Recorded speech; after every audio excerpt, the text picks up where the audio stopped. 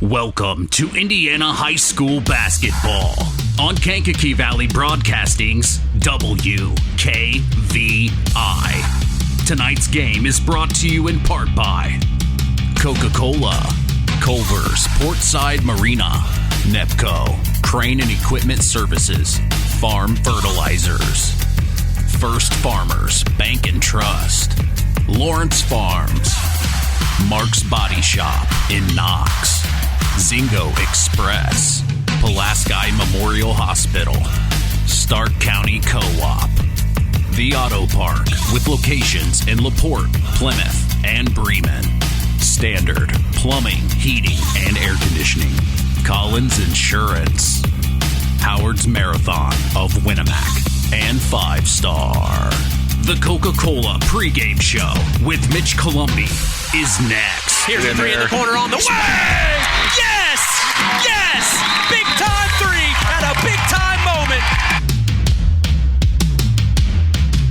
5 Star, the largest meat and grocery store in the area, focused on quality, value, and customer service. The 5 stars in the name of the store come from 5 family members of the original owners serving in World War II, each one represented by a blue star on a flag hanging in the front window of the family home. That's why even decades later, 5 Star is known for its dedication to service. Now that dedication means savings for you. 5 Star, one of the We Care stores, the area's largest meat and grocery store, focused on quality, value, and customer service. Located, you know where, in the Knox Mall. Since 1936, Standard Plumbing, Heating, and Air Conditioning have always taken pride in doing the job right. Third-generation owner Brian Hammond and his family have always set the standard when it comes to taking care of all your heating and cooling needs. Making your home a comfortable home is the absolute top priority. If you are uncomfortable in your home, give them a call at 574-936-4660. Follow them on Facebook. Let Standard Plumbing, Heating, and Air Conditioning help you take control of your comfort.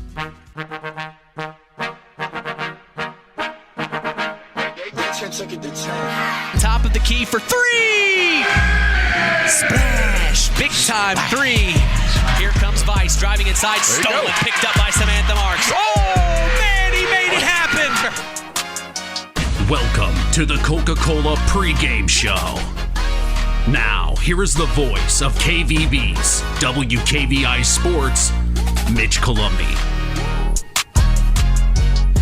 The new era continues here on Kankakee Valley Broadcasting's WKVI. Tonight, the Knox Lady Redskins host the Morgan Township Lady Cherokee in both teams' third game of the new season. This is Indiana High School basketball. With us tonight, breaking things down and analyzing play from the hardwood, our very own Terry Minix. Hey, I'm Mitch Columbi. The tradition continues. This is KVB's WKVI Sports.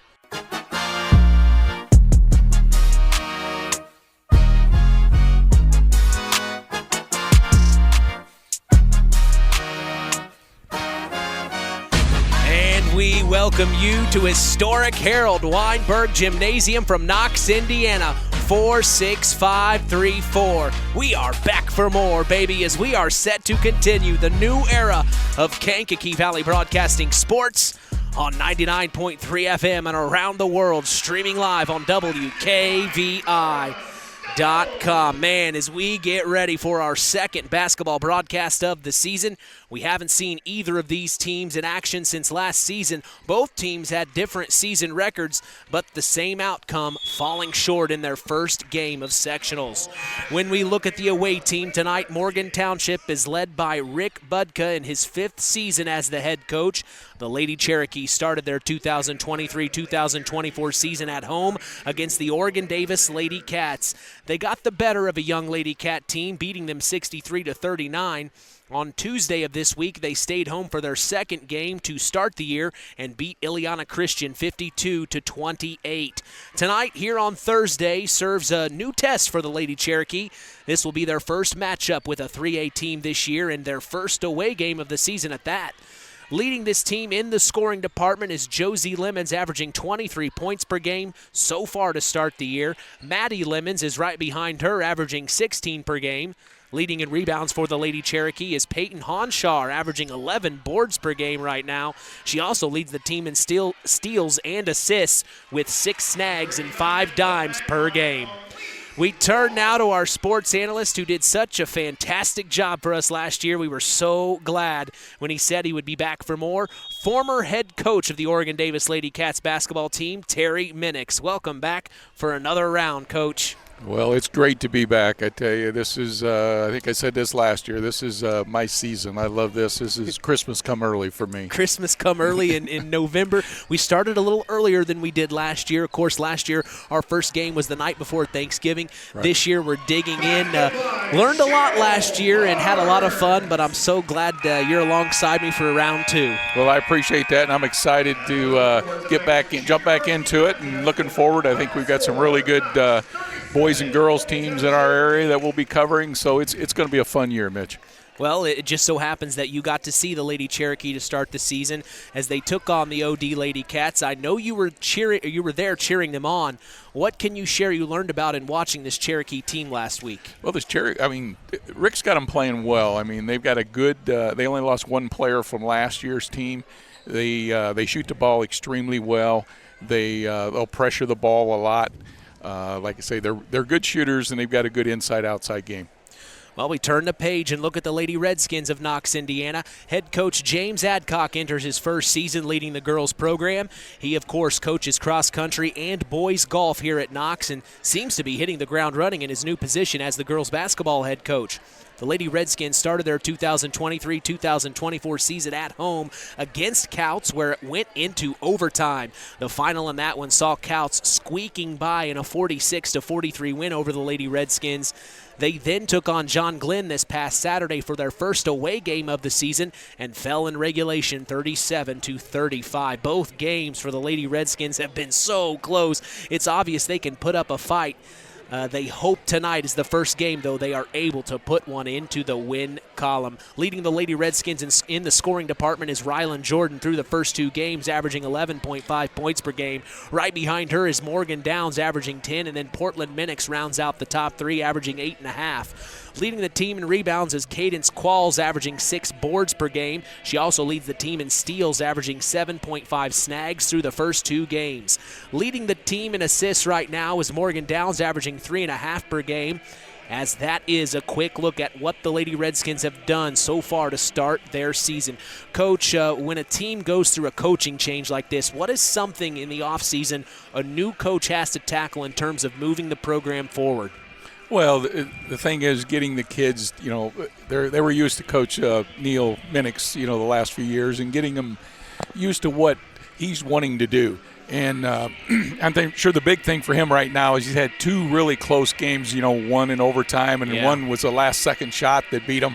So he's probably in his mind thinking, come on, I just want to get that first win, get that monkey off my back, and then I think we'll get things rolling because I think he's got a good experienced team. When you got a Morgan Downs out there that can score it from anywhere on the floor, that's a good way to start the program. So they're going to be fine, and with him, he's just got to relax and make sure the kids are just buying into what he's selling. Yeah, very interesting about Neil Minix. He has been hired as the athletic director. He's done such a fantastic job to start the season. He, of course, is doing all the work there in the football. Man, talk about that football team, and we've got exciting news to bring you about the Knox Redskins football team we'll talk about later on in the broadcast. Of course, we look across the way. We see our very own Harold Welter in attendance to cheer on the Lady Redskins tonight as we are expecting a great evening of IHSAA girls basketball action as we appreciate you joining us on the Coca-Cola pregame show, refreshing the world, making a difference. We'll be back after a word from our sponsors as the Pulaski Memorial Hospital Injury Report is next. You are listening to Kankakee Valley Broadcasting's WKVI. Real magic is everywhere. It's in your mom's cooking, in 4-hour dinners with friends, in that first bite of something new, and in the fizz of a Coca-Cola. Now with so many options for less than $5, the Coca-Cola Value Collection will help you make the most out of every magic moment for so much less. Taste the magic for less with Coca-Cola. Who's in? Who's out? It's the Pulaski Memorial Hospital Injury Report with Mitch Columbi. Mitch? Thank you, Mr. John Thompson. The Pulaski Memorial Hospital has been serving lives of the residents of Pulaski County and the surrounding area since 1963. We appreciate them supporting local high school sports and helping continue the tradition on KVB's WKVI. We are lucky to say no injuries to report tonight, as that is your Pulaski Memorial Hospital Injury Report. Stay tuned as we will hear from Rick Budka of the Lady Cherokee and James Adcock of the Knox Redskins after the break in the KVB Coaches Corner. You are listening to Kankakee Valley Broadcasting's WKVI. In 49 other states, it's just basketball. But this is Indiana. Stay tuned for more in-game action with Mitch Columbi on Kankakee Valley Broadcasting's WKVI. This presentation of our area's local high school sports is sponsored by Pulaski Memorial Hospital in Winamac. Pulaski Memorial Hospital is dedicated to providing excellent health care to improve the health and quality of life for the people and the community they serve. They will meet the community's needs and exceed their expectations by creating the best possible health care experience. For more information of the services they provide, call 946-2100. It's time to hear from the coaches in the KVB Coaches Corner. Here's Mitch Columbi. I'm here with head coach of the Morgan Township Lady Cherokee, Rick Budka. Appreciate your time, Coach. What do you know about the Knox Lady Redskins? I know it's early on in the season. Well, I was over here last week watching them play Couts. They're a very scrappy team. They can shoot the ball from the outside. They're very fundamentally sound. You know, James has done a good job in his short term with them for sure. We're going to have to come over. We're going to have to play great basketball. Turnover is going to be a big key. I know that I've watched a little bit of the film against John Glenn this past weekend, and it looked like turnovers were keeping them out of the ball game. So we've got to make sure we handle basketball, play some great defense, and they're going to be scrappy. So we've got to get into them and box them out, but that's going to be the couple of keys. Anything in particular that you have to see on the court tonight? Well, I mean, last game we came out against Illinois Christian. We were a little flat coming out of the first quarter. Luckily, we were able to turn that around and put it on them a little bit. But, that first quarter is going to be key for us. We've come over here before when it was under Coach Minnick's term, and full court press put it to us. So I'm not for sure if we're going to see that tonight with the numbers they have, but we just got to come out ready to play basketball and play Morgan Township basketball for sure. Message to Cherokee Nation who may be listening. Well, Cherokee Nation knows what they're going to get from our program is just going to be everybody's going to get a chance to play. Everybody's going to play hard, and at the end of the day, we're going to smile and we're going to shake hands and be good sports about it. Wish you were my coach. Appreciate your time. Yep, thank you, sir. Yep. Culver's Portside Marina handles all water and recreational needs. When it comes to pontoons, Godfrey leads the industry in performance and quality, and Portside Marina has them in stock. From Sanpan, Aqua Patio, Sweetwater, and Monaco pontoons, if you're looking for a family boat, Culver's Portside Marina can help. Discover the evolution of the wake boat through luxury models offered from Centurion and Supreme Surf Boats. Yamaha Wave Runners and Kawasaki jet skis are on the showroom floor waiting. Located at 514 West Mill Street in Culver. Stop in or call them at 574-842-5000. Culver's Portside Marina. I'm here with head coach of the Knox Lady Redskins, James Adcock. Our first chance to see you, Coach. This will be your third game of the season. What do you know about Morgan Township? Well, they're fast. They have some height. Their speed concerns us. If we don't box out, if we don't rebound the ball, we're going to be in big trouble tonight. What's something that you have to see on the floor from your girls tonight? I know you've been in some very close matchups. Yeah. You're right there. You got some fighters. What do you want to see? We want to see us shut down the lemons. If we can shut down the limits, I feel like we'll have a good shot tonight. Now, that's going to be a tough order. So our man-to-man defense has to be there. We got to switch. We got to talk. And if we're not doing that, again, we'll be in trouble. So we're talking about all the trouble, but there's a lot of positives happening too. Message to Redskin Nation who may be listening. Cheer us on to victory. We need it. These girls want a W. I want a W. And it'd be a great night to do it tonight. Coach, appreciate your time. Go get them. Thank you, sir. Appreciate it. Hey folks, Auto Park Fort LaPorte has got some news for you. We now have the largest selection of pre-owned vehicles in LaPorte County. So if you're in the market, come and check us out because right now is the best time to trade in your current vehicle. Not interested in purchasing a vehicle? That's okay.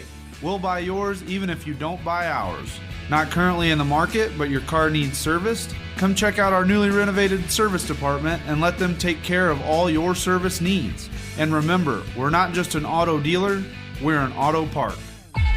Time now for the keys to the game. Sponsored by the Auto Park with locations in LaPorte, Plymouth, and Bremen.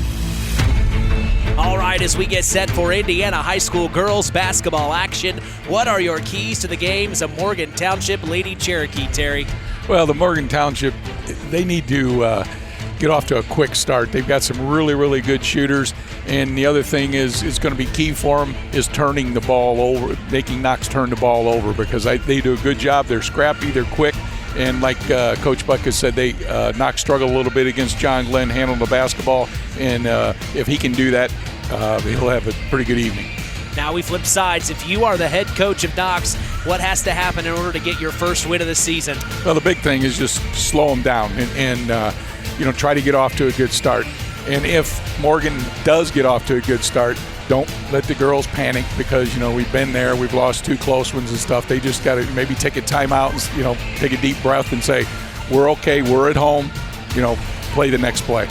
That's our keys to the game, sponsored by the Auto Park with locations in LaPorte, Plymouth, and Bremen. Go ahead and sit back, pop open an ice-cold Coke and chill. The Coca-Cola pregame show continues. Our KVB starting lineups are next. You're listening to Kankakee Valley Broadcasting's WKVI.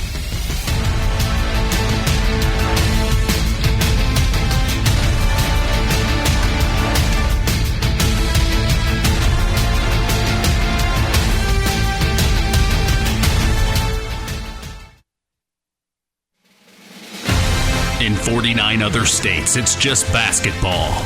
But this is Indiana. Stay tuned for more in-game action with Mitch Columbi on Kankakee Valley Broadcasting's WKVI.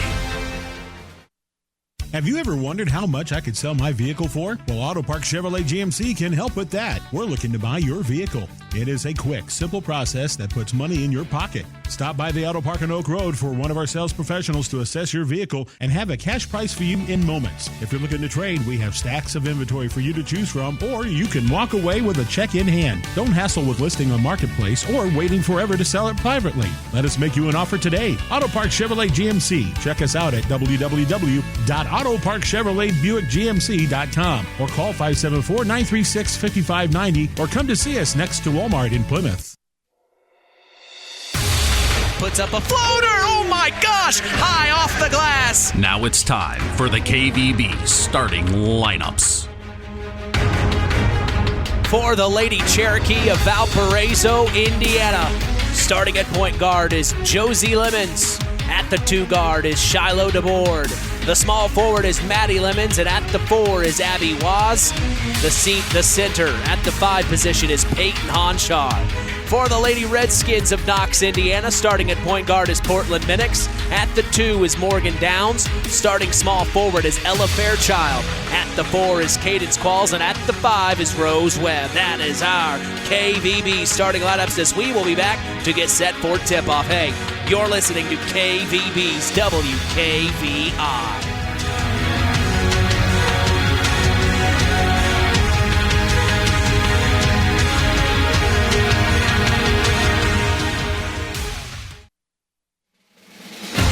In 49 other states, it's just basketball. But this is Indiana. Stay tuned for more in-game action with Mitch Columbi on Kankakee Valley Broadcasting's WKVI. BP gasoline with Invigorate helps clean your engine and can give you more miles per tank. Continuous use may result in the following pleasant side effects: excessive smiling, feeling more relaxed, taking more drives just because, volunteering for carpool twice in a row, and bragging to your friends about how you use our best fuel ever. To find out if BP gasoline with Invigorate is right for you, stop by your local station to discover our best fuel ever. Versus minimum detergent gas, average restored 3 to 5 miles per tank, based on fleet testing and based on what you drive and how you drive. High school sports brought to you by Zingo Express. The Stark County Co-op has been a member-owned farm services co-op in Stark County since 1928. That's over 90 years, and they're still providing the same quality agronomy services to the farming community of Stark and surrounding counties. The Stark County Co-op is an LP and fuel provider. The Stark County Co-op purchases grain at both locations, Hamlet and Brems. You can reach them by phone at 1-800-782-3392. The tradition continues with Mitch Columbi on Kankakee Valley Broadcasting's WKVI. From historic Harold Weinberg Gymnasium in Knox, Indiana, welcome to Game 2 of our Indiana high school basketball season between the Knox Lady Redskins and the Morgan Township Lady Cherokee. I'm Mitch Columbi. The tradition continues here on Kankakee Valley Broadcasting as WKVI will always be there. We also want to let you know Kankakee Valley Broadcasting's WYMR will always be there too. Join the boss, Tony Ross, on Max 98.3 FM every day as well for even more content involving your area. Between WYMR and WKVI, Kankakee Valley Broadcasting has you covered. Don't hesitate to follow us on social media. We are on Instagram at WKVI Sports, on X, formerly Twitter at KVB Sports, and on Facebook at Sports to the Max for all Kankakee Valley Broadcasting sports content. You can listen to us on your phone. Just go to one of our social media sites I mentioned and tap the link on our page. No excuses. We are literally in the palm of your hand. Well, we are proud to let you know the PA announcer tonight at Harold Weinberg Gymnasium is Nathan Welter. The clock operator is Paul Dunn. The scorekeeper is Ron Kukula. Our officials for this evening are Scott Dixon, Ryan Ely, and Chris Neubauer. With us tonight, breaking things down and analyzing play on the hardwood, we are honored to have sports analyst Terry Minix up here with me in the booth. Coach, we look around our other area teams and see the Tri-Township Lady Tigers being the only other area game going on tonight. They host Michigan City for their second game of the year. They started their season on the road against Culver this past Tuesday, where they beat the Lady Cavs 61-16. Terry, what transpires in the Tiger Den tonight for head coach Chris McGowan and his Lady Tigers against Michigan City? Well, I think you're going to see another win by the Tigers, for a lot of reasons. They're really one of the better teams in Northern Indiana in 1A right now. And, they're going to be playing a 4A school in Michigan City, but I think Michigan City, Megacy's or Coach Mike Megacy's teams are down a little bit from the last few years, but it's still a 4A school, and they're going to have a lot of athletic players. But I tell you what, Chris, I'll say it, Chris, if you don't mess them up, they're going to be pretty doggone good. You heard it here first, folks. Boy, and you look around, we talked about it on the Saturday Sports Line this past weekend. There's a lot of good girls basketball teams in our area. One that I'm very excited to see next Thursday night is the Winamac Lady Warriors. Head coach Tony Stesiak, his second year coming back. They started off their season in great fashion. I think that they're going to be a much improved team over last year. Oh, for sure. It's a very young team. I mean, they're led by their, be sophomores now. I mean, they took some lumps last year being freshmen, but, they learned, and now them sophomores are playing like juniors, and you're going to see good things out of them. You talk about the area, Mitch. The thing that's kind of weird in this area is there's a lot of new coaches. Obviously, there is. Adcock being here, and Judson having Whitney over there, and John Glenn having a new coach. I mean, there's a lot of new coaches out there. So it may take a little bit for some of these teams to get going. We really won't get a true feel about how good they are until they really get the kids get to know the system and what the coaches are putting in and what they expect.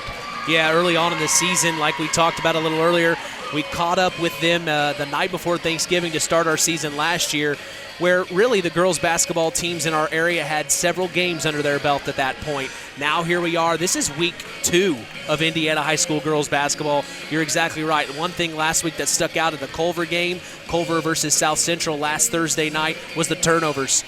Dusting off the shelves, getting the cobwebs all cleaned up. You could tell that turnovers was going to be a problem that night. I almost wonder if it continues here in week 2. And it can. I mean, it's early in the season when you have that, and it's no different. I'm not going to sit here and belittle the refs, but it's the same thing with the refs. They've got to get out of football mode, and they've got to get out as far as getting up and down the floor, more up and down. I mean, I know when I coached, I was always on them, but it's one of them things. It is different. I mean, you got to understand it's a bang bang as opposed to, in football maybe it's a little slower, and every play takes a little bit more time to get going. So. I think you're going to see some turnovers, but it's slowly going to get better just because the kids are getting back into, what they know what to do. Well, you talk about football, of course. Two of our area football teams are still in at the Knox Redskins and the North Judson St. Pierre Blue Jays. You probably heard from our sports checks the last couple of days, as well as a segment I did with Rich Wallen on the WKVI Morning Show. We, of course, are going to be staying home for a Stark County home matchup for the North Judson St. Pierre Blue Jays. But we normally, as I always say, we always do score updates from our other area teams. We're taking it a step further, Terry. We pulled our very own Harold Welter out of retirement. I called West Lafayette. We've reserved him a space in the press box. The Hall of Fame broadcaster is going to be giving us live and in-the-moment reports, sponsored by Arctic Air of Knox, and we just couldn't be more excited to be able to bring that to the area. There's not going to be another broadcast. I looked at the IHSAA approved broadcasters list. There is no one approved to do that game, so those reports from Harold are the only place we're going to be able to keep you up to speed. We're, of course, going to do the Judson game, but when something big happens, if Knox is in the red zone, we're going to bring Harold on the phone, and he's going to be able to talk to us live on the air. Really excited about that. It really is great. I mean, it's one of them things you wish you could kind of split myself in two. Split yourself in two. I think I need to do that, but for the most part, we can't do that. So you guys are doing a great job thinking outside the box and doing this. And I think it's going to be good for at least the Knox fans that aren't at the game to be able to hear what's going on. So, and having a legend like Harold, able to hear his voice again, and he's going to be excited about it. He can show a little more favoritism, now he can. because he's not a regular on the radio. So, but it's going to be great for our little community with North Judson and Knox both playing, and hopefully they both get a regional championship. Oh, man, wouldn't that be great? It'd be so exciting. I was talking to Harold today a little bit earlier. His game in West Lafayette, the Knox Redskins, starts a half hour after our game starts. So when we go to halftime, there may be time we can throw it to Harold, and he may give us some play-by-play of what we're seeing out there. So might not just be live reports. We may actually hear Harold dust off the old vocal cords himself tomorrow night. So if you're listening, Knox Redskin Nation, we're going to have you covered. We are going to know exactly when the Knox Redskin football team scores, when the other team scores in West Lafayette. We're going to know exactly what happens in the moment. As Arctic Air of Knox congratulates the Knox Redskins for becoming back-to-back sectional champions. They wish them good luck tomorrow in the regional. Call 574-806-4804 and ask for Donald. Well, here we are, moment of truth. Always said it last year, moment of truth here. Your last quick speech. You've talked to the girls in the locker room. Now here you are getting ready to go through the starting lineups. What do you tell your girls as they're going out onto the floor? Well, the main thing, for both of them, getting off to a good start. With girls, a lot of times, they get the first one, get a turnover, and they got their head down right away. So getting off to a good start is huge. The thing that I always told my players, the first 4 minutes of the game are big. The next one is the first 4 minutes of the second half are big. Obviously, the end of the game, seeing the final score is always big, but that's what you want to do. You want to get off to good starts, whether you're controlling them or you're getting off, running your offense and getting some steals and stuff. And I think you're going to see that. I think there's going to be some turnovers, and I think you'll see a quick-paced game here, at least for the first half, because the rest of it they may be still not in shape. Right. They're getting in shape as we speak still. Right. So we'll turn things over to our public address announcer, Nathan Welter, for our national anthem. Good evening, ladies and gentlemen, and once again, welcome to beautiful Harold Weinberg Gymnasium for this evening's varsity girls basketball contest between the Lady Cherokees of Morgan Township and your Knox Lady Redskins. As proud members of the IHSAA, both Morgan Township and Knox have made a commitment to promote good sportsmanship by student-athletes, coaches, and spectators at all IHSAA events. Profanity, degrading remarks, and intimidating actions directed at officials or competitors will not be tolerated and are grounds for removal from the event. Thank you for being a positive spectator. Ladies and gentlemen, at this time, will you please rise? Gentlemen, kindly remove your hats for the playing of our national anthem.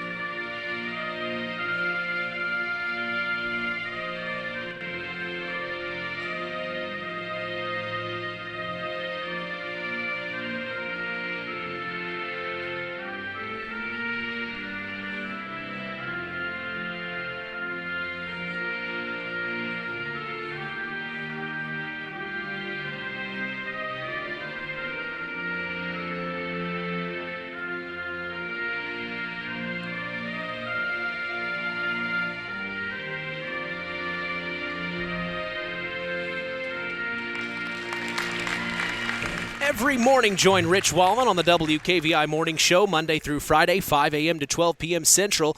Catch local news as well for our area with Kankakee Valley Broadcasting News Director Anita Gooden, who covers news on WYMR and WKVI. Catch our stories on WKVI.com and Max983.net to stay up to speed in your local area. Hey, I'm Mitch Columbi, proud to be doing the play-by-play as we are so close to being set for Indiana High School girls basketball action from Knox, Indiana. We look at our starting lineups one more time if you missed it just a little bit earlier in the Coca-Cola pregame show for the Lady Cherokee of Valparaiso, Indiana. Starting at point guard is Josie Lemons. At the 2 guard is Shiloh DeBoard. Starting at the 3 is Maddie Lemons. At the 4 is Abby Waz. And at the 5 is Peyton Honshar. For the Lady Redskins of Knox, Indiana, Portland Minix is the point guard. At the 2 is Morgan Downs. Starting small forward is Ella Fairchild. At the 4 is Cadence Qualls. And at the 5 is Rose Webb. For your Knox Lady Redskins! A junior wearing number 21, Rose Webb!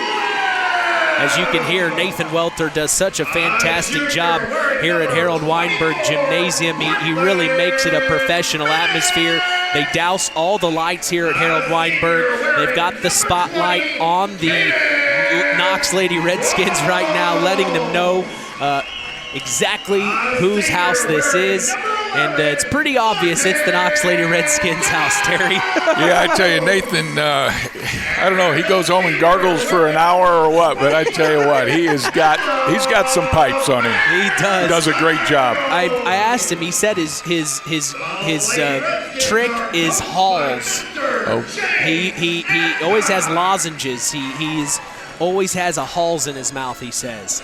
I did that while I coached. I always had really cough drops in my mouth all the time and was throwing the little you wrappers didn't yell away. That much, did you? No. Let's go with that. So here we go, set to tip off. As tonight's tip-off is brought to you in part by Web Printing and JT Shirt Shack in Winamac. We also appreciate them being the sponsor for the Tyler Roth WKVI Athlete of the Week Award. The tip is up and away, and the Morgan Township Lady Cherokee are going to secure possession to start this ball game off. We are right in it right away here. Inside now, this is number 32 of the Morgan Township Lady Cherokee, Peyton Honshar. Finds its way over to the extended wing. Number 21, Maddie Lemons for 3. No good. Rebounded Lady Redskins. Here comes Portland Minix pushing it forward. It's Ella Fairchild now. Back up to Minix up top. Looks like a man-to-man here, Terry. Yeah, that's pretty much what he's going to play as a man-to-man unless things start to get out of hand. Inside to Fairchild. She makes a nice post move from the left elbow inside. No good. Blocked. And here come the Lady Cherokee pushing it forward. And a dump-off pass inside for number 21. The scorer on that was number 32, Peyton Honshar, as she scores first. The Lady Cherokee take an early lead, 2-0 here in this one. On the other end of the floor, we see Portland Minix kick it over now inside to number 21, Rose Webb. Back up top to Ella Fairchild. Now over to Portland Minix near us in front of the Lady Cherokee bench. She fakes, drives left. Now she's going baseline. Picks up her dribble. Here she goes. She gets rid of it to Rose Webb, number 21, with the ball back up top to Portland, and they're going to reset. Here comes Downs with a pick. Minix uses it into the elbow. This is Rose Webb trying to assert her dominance down low. No good, and it goes out of bounds. Fighting for the rebound with the Lady Cherokee. I'm kind of surprised they haven't tried to set they got Lemons right now guarding Morgan Downs. I would think they would run some quick hitters from Morgan at this point. Out of bounds play underneath her own basket. Portland Minix to take it out for the Lady Redskins. She gets it in. Nice pass. A good shot from 13 feet. Number 20, Cadence Qualls, is no good. Rebounded Cherokee. Here they come. They are working fast inside. Number 32, she gets the layup to go. Peyton Honshar, back-to-back points for her. That's 4-0, the Lady Cherokee lead. She's going to be a handful inside. She got hurt last year in the sectional championship game, I think it was, and was out most of the summer. On the other end of the floor, the Lady Redskins have Morgan Downs picked up her feet, and she traveled. Lost track of where she was there at the left elbow. And like we talked about, it's dusting off the cobwebs, kind of getting comfortable here early on. It's the third game for both of these teams here of the season. So the Cherokee with the ball, they cross the timeline. With the ball now is number 12, top of the key, Josie Lemons inside, now back out to Maddie Lemons. Maddie finds it over to the corner, then back to Maddie, inside to Peyton Honshar. Honshar back to the extended wing on the far side of the court. She fakes, drives inside, and it's almost stolen by Morgan Downs. Last touch by her. They tried to get it to Abby Waz in the corner. Well, Knox isn't packed in that zone, but they're going to, they better be able to extend it because Morgan can shoot the basketball. Out of bounds play, finds its way to Maddie Lemons, top of the key. They work it back out, now inside to Peyton Honshar. No good on the putback. Rebounded by Maddie Lemons. Her putback is no good. Now the Lady Redskins finally come up with it, and here they come. It's Portland Minix. Little fight there, scrapping and clawing between these two teams as Minix is setting her offense up the way she wants to see it. Into Ella Fairchild at the left elbow. Now she dribbles. Hands off. This is Cadence Qualls back to Ella, now over to Morgan Downs. All over. They do not want her to pop off tonight, Terry. No, that's for sure. They definitely got one of their better defenders on her. Back over to Minix. Portland with the ball, spins around at the free throw line, puts up a shot, couldn't get it to go left-handed, and it goes out of bounds. That's a tough one there to swallow. Yeah, that probably was one of them you call ill-advised. I mean, she probably a couple more dribbles, she had a better opportunity on that shot. 4-0 here, under 5 minutes to go in the opening quarter. Mitch Columbia along with Terry Minix. We're so glad you've joined us. Cherokee with the ball. It's Shiloh DeBoard with. Now she's driving inside. Nice pass and cut to number 21, Maddie Lemons. No good on the layup, and now it's a fight for the rebound. They call a jump ball, as it will be Lady Redskin ball here from the jump ball. So that's one thing we talked about with head coach James Adcock, Terry, was he's got some fighters on this team. Well, yeah, I mean, they've really got some good experience. I mean, they got a couple freshmen. They're going to see some time, but for the most part, these kids played a lot of time for Coach Minix, and he's got a good nucleus to start. Shot for Morgan Downs on the inside paint, no good. Rebounded by number 21, Maddie Lemon. She takes it coast to coast, almost lost it. Picked up, though, by the Cherokee. Now it finds its way over to the extended wing. Now back up top, number 10, Shiloh DeBoard finds it into the corner. Maddie Lemons, three in the corner. Splash, she makes it count. 7-0 here early, under 4 minutes to go here in the first quarter. The Lady Redskins need some points on the board. Well, like I say, they got to get off to a good start, and this right now it hasn't been real good for them because Morgan can shoot the basketball and Lemons definitely can shoot it. Yeah, the man-to-man defense from Morgan Township right now is not giving the Lady Redskins anything they want to see, I don't think. As here's a steal and a foul called. Yeah, quick whistle.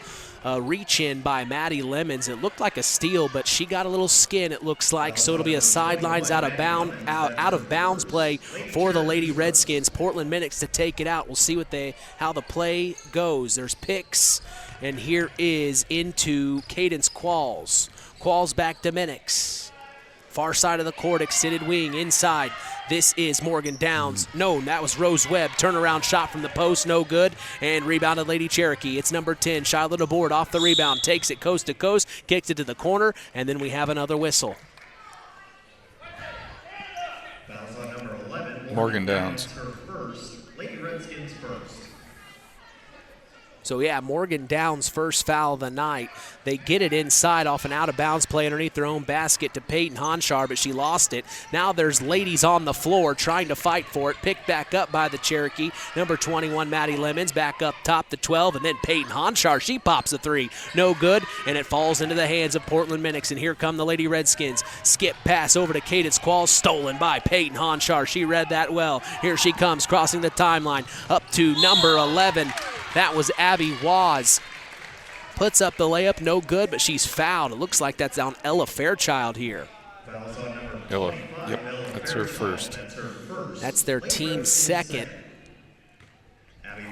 It's something interesting we talked with, I don't know if we talked about it on the Saturday Sports Line last weekend with Chris, but did we talk about the new rule? The 5 fouls? Yeah. Did we talk about that very much? I don't know if we talked about it on the air, but it's going to change the game a little bit, especially towards the second half and in the end of each period. They did away with the one-on-ones, and it's just after 5. Right. There's 2 shots on all of them. So checking out is Rose Webb, and checking in is Rylan Jordan. Both free throws missed by the Lady Cherokee. It keeps it 7-0 here under 3 minutes to go in the opening quarter. Portland Minix gets it into Rylan Jordan at the right elbow. She spins around. Now she's dribbling. Back up top. Picks up her dribble. Looking to find Morgan Downs on a slashing cut. No good. Stolen by the Cherokee. Here they come. Fast break opportunity. They pull it back out, though. The Lady Redskins do a good job of getting back as they get it inside to Peyton Honchar, and she drives in and gets another foul. On 24, so Portland. Her first foul. So some fouls here in the early going as Honchar has a chance to widen the lead even more. They have a 7-point lead. She puts the first free throw up, and it is good, as tonight's broadcast is brought to you by Nepco Crane and Equipment Services, specializing in mobile crane service. Call Joe Nepp at 1-800-590-2272 for all your residential, commercial, and agricultural crane needs. Honchar's second free throw up, away, and good, making it 9-0 here with 2:20 to go in the first. Honchar's got 6 of their 9 points right now. She has done very well. One of the probably the tallest player out on the court. As here are the Lady Redskins kicking it over to number 20, Cadence Qualls. She drives baseline, gets a foul called. Is it on the floor? That's what he's calling it. So it's on the floor. It'll be an out-of-bounds play underneath their own basket for the Lady Redskins. Portland Minix to take it out. We've got a sub for the Lady Cherokee, number 30, Jillian George. She checks in, and checking out is Maddie Lemons. That was Maddie's second foul, and she's one of their leading scorers, so that will definitely help the Redskins. Here comes the play on the out-of-bounds. Finds Morgan Downs. No shot. She drives in. Tried to get it back to Qualls. Qualls now back to Morgan. Thought about a 3, but no. Honchar's on her. Back to Qualls, looking inside. Qualls, crossover, drives inside. Right-hand layup, no good. Fight for the rebound. And Qualls comes up with it. My goodness, inside to Rylan Jordan, and they call a reach. They're fighting. They are fighting hard right now. The Lady Redskins are doing everything they can to get points on the board. It just hasn't happened quite yet.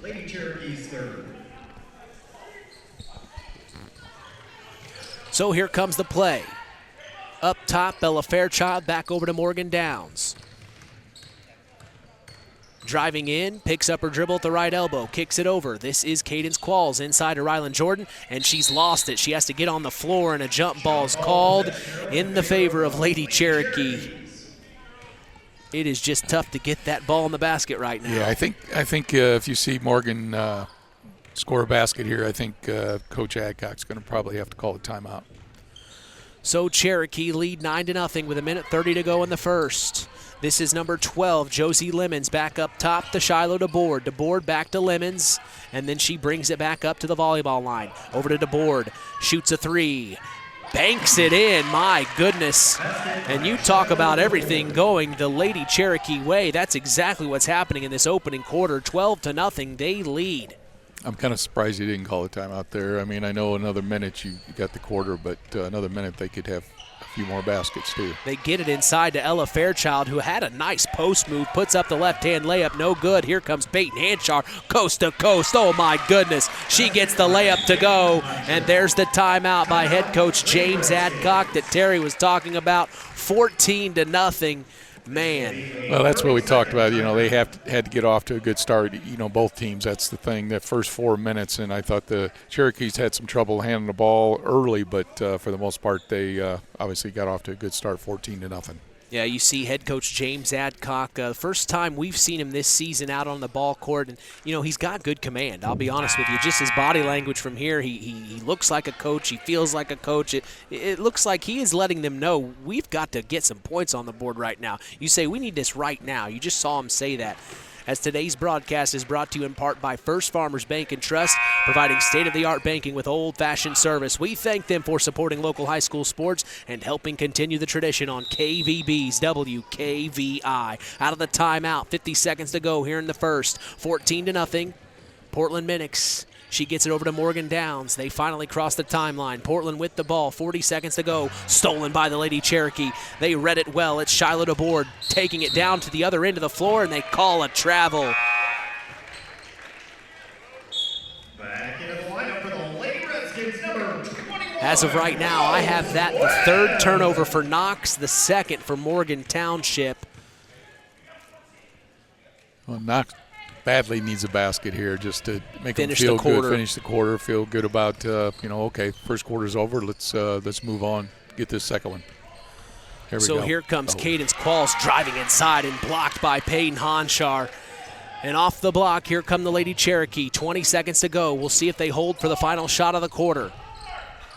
Honshar, just so much taller than everybody else out there. Finds number 12, Josie Lemons, driving inside and puts the left-hand layup up, and it's good. 16-0 in the last 3 seconds here. Ella Fairchild didn't see it. She chucks it, but no good, as that is the end of the first quarter. 16-0. The Morgan Township Lady Cherokee lead the Lady Redskins of Knox. We're going to take a break with them. You're listening to KVB's WKVI. On the way home from the game, a deer jumps in front of your truck. And now you've got to get that truck repaired. Make it easy on yourself. Take it to Mark's Body Shop. Mark's has done expert auto body service since 1998 and will work with you and your insurance provider for collision repair, custom body paint, and insurance work. And all work guaranteed by owner Mark Schell. Mark's Body Shop, proud to support high school sports. 772-7003. In 49 other states, it's just basketball. But this is Indiana.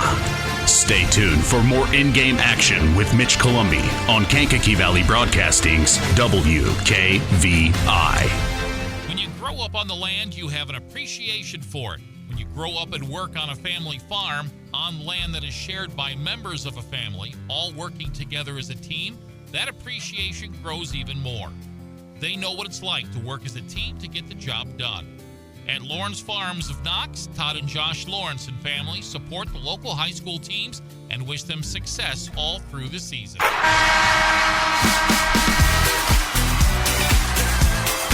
Back at Harold Weinberg Gymnasium, today's game is brought to you in part by Howard's Marathon of Winnemac, serving Pulaski County for 44 years. Call 574-946-6894 and ask for Howard or Dean. We thank them for supporting local high school sports and being part of this wonderful tradition.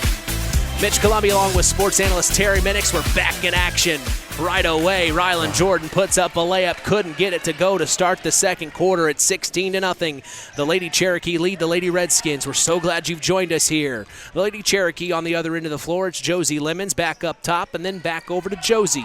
Looks like the Lady Redskins are in a zone here. Still in that zone. So back over to Josie. She's driving inside, pops it from 15. No good, but rebounded by Peyton Honshar, and they're going to call this for over the back. Very interesting there. I think she got that because she's just the She's bigger just one. Taller. She had her hands straight up into the air. And it's 16-0. Maybe a freebie there. Neubauer was feeling bad for him a little bit. So here's Morgan Downs. She finds Ella Fairchild on the extended wing in front of the Lady Cherokee bench. She finds it back over to Rose Webb, who just checked back in to start the second quarter. Then over to Cadence Qualls. She's driving inside, picks up her dribble, back over to Rose Webb. We saw great minutes from Rose last year as she's fighting down there with Peyton Honshar. She lowered her shoulder and let Peyton know, hey, I've got some juice as well. That's her second foul, which would be big. I mean, they've already got Lemons out with 2 fouls, and now their leading scorer, Honchar, has 2 fouls as well. Out of bounds play underneath her own basket for the Lady Redskins. Rylan Jordan to take it out. Oh, another turnover. And her foot dragged across the line. Man, another turnover to add to the list. That is tough to watch. As here come the Lady Cherokee. This is number 10, Shiloh DeBoard, back up top to number 33, Vanessa Parsons, who checked in to start the second quarter. And that was Parsons from 18 feet, cashes in, and now it's 18-0. Here comes Morgan Downs. She's trying to get this ball game going in her direction, and she can't get the layup to go. So the Lady Redskins are still trying to get points on the board. And then on the other end of the floor, Ella Fairchild almost came away with a steal, but the ball goes out of bounds, and it'll stay here for Morgan Township. We've got Peyton Honchar checking out, and also number 10, Shiloh DeBoard, checking out. You said Honchar has 2 fouls. She has 2 fouls, so, and Maddie has 2, and Maddie just came back in, Maddie Lemons. So here's the out-of-bounds play underneath their own basket for the Lady Cherokee. Almost stolen by Cadence Qualls, and then the pressure defense from Morgan Downs hits the ball off the leg of a Lady Cherokee and goes out of bounds. Lady Redskins get away with one there. So now they have the ball. Morgan Downs brings it across the timeline. She finds Rose Webb at the extended wing. Now she almost lost it, picks up her dribble, finds it over to Cadence Qualls. Qualls with the ball, crossover, here she comes. Now back out to Rylan Jordan. Thought about a 3 in the corner, but no. Now she's dribbling, extended wing, inside to Rose Webb. This is where they want it. Webb, turnaround shot in the post, no good. Rebounded Lady Cherokee, stolen back by Ella Fairchild. Here they come, over to Cadence Qualls. Now over to Morgan Downs, pops a 3, deep, no good. Rebounded by, and stolen back by Cadence Qualls. Here they go, inside to Rose Webb. Rose, turnaround shot, no good. She's fouled, and she'll go to the line for 2. I almost was thinking that shot from Morgan on the wing was going down. It looked like it was a good shot. Fouls on number 34, Morgan Watson. That's her first. Lady Cherokee's third. So at the line is Rose Webb. She'll shoot 2 here. As we thank Farm Fertilizer for sponsoring tonight's broadcast, call them at 574-867-2441. That's Farm Fertilizer, helping to move the bar on yield and crop investment returns. Webb misses the first of 2. She'll have a second opportunity here as Portland Minix checks in for the Lady Redskins, and there's the first points on the board. Rose Webb makes it count. It's 18-1 now here in the second with 5:30 to go in the first half. A little bit more urgency on the defensive end for the Lady Redskins. Wow. The Cherokee are trying to get it inside. They put up a shot. It's number 33, Vanessa Parsons. No good. Rebound at Lady Redskins. Here comes Portland Minix. Kicks it up. Ella Fairchild stops, pops. No good. Rebounded Lady Cherokee. My goodness. And a stole back by Ella Fairchild. Back up top to Portland Minix. Minix now. She's driving to the right, kicks it over. Rose Webb in the corner. Rose with the ball. She's picked up the dribble. Now back up to Portland Minix. Minix with the ball, top of the key. Oh, nice job there by Ella to seal her man off. Now over to Cadence Qualls now. Right elbow, picks up her dribble inside to Rose Webb. Turnaround shot from the post, and she gets it to go. Rose Webb, all 3 points for the Lady Redskins. It's 18-3 here. Knox has extended that zone a little bit, and I think it's helped them. Yeah, a lot more pressure once they cross that timeline. As here's a foul called on Portland Minix. A little too eager there. I think that's her second. So now she'll have to be careful.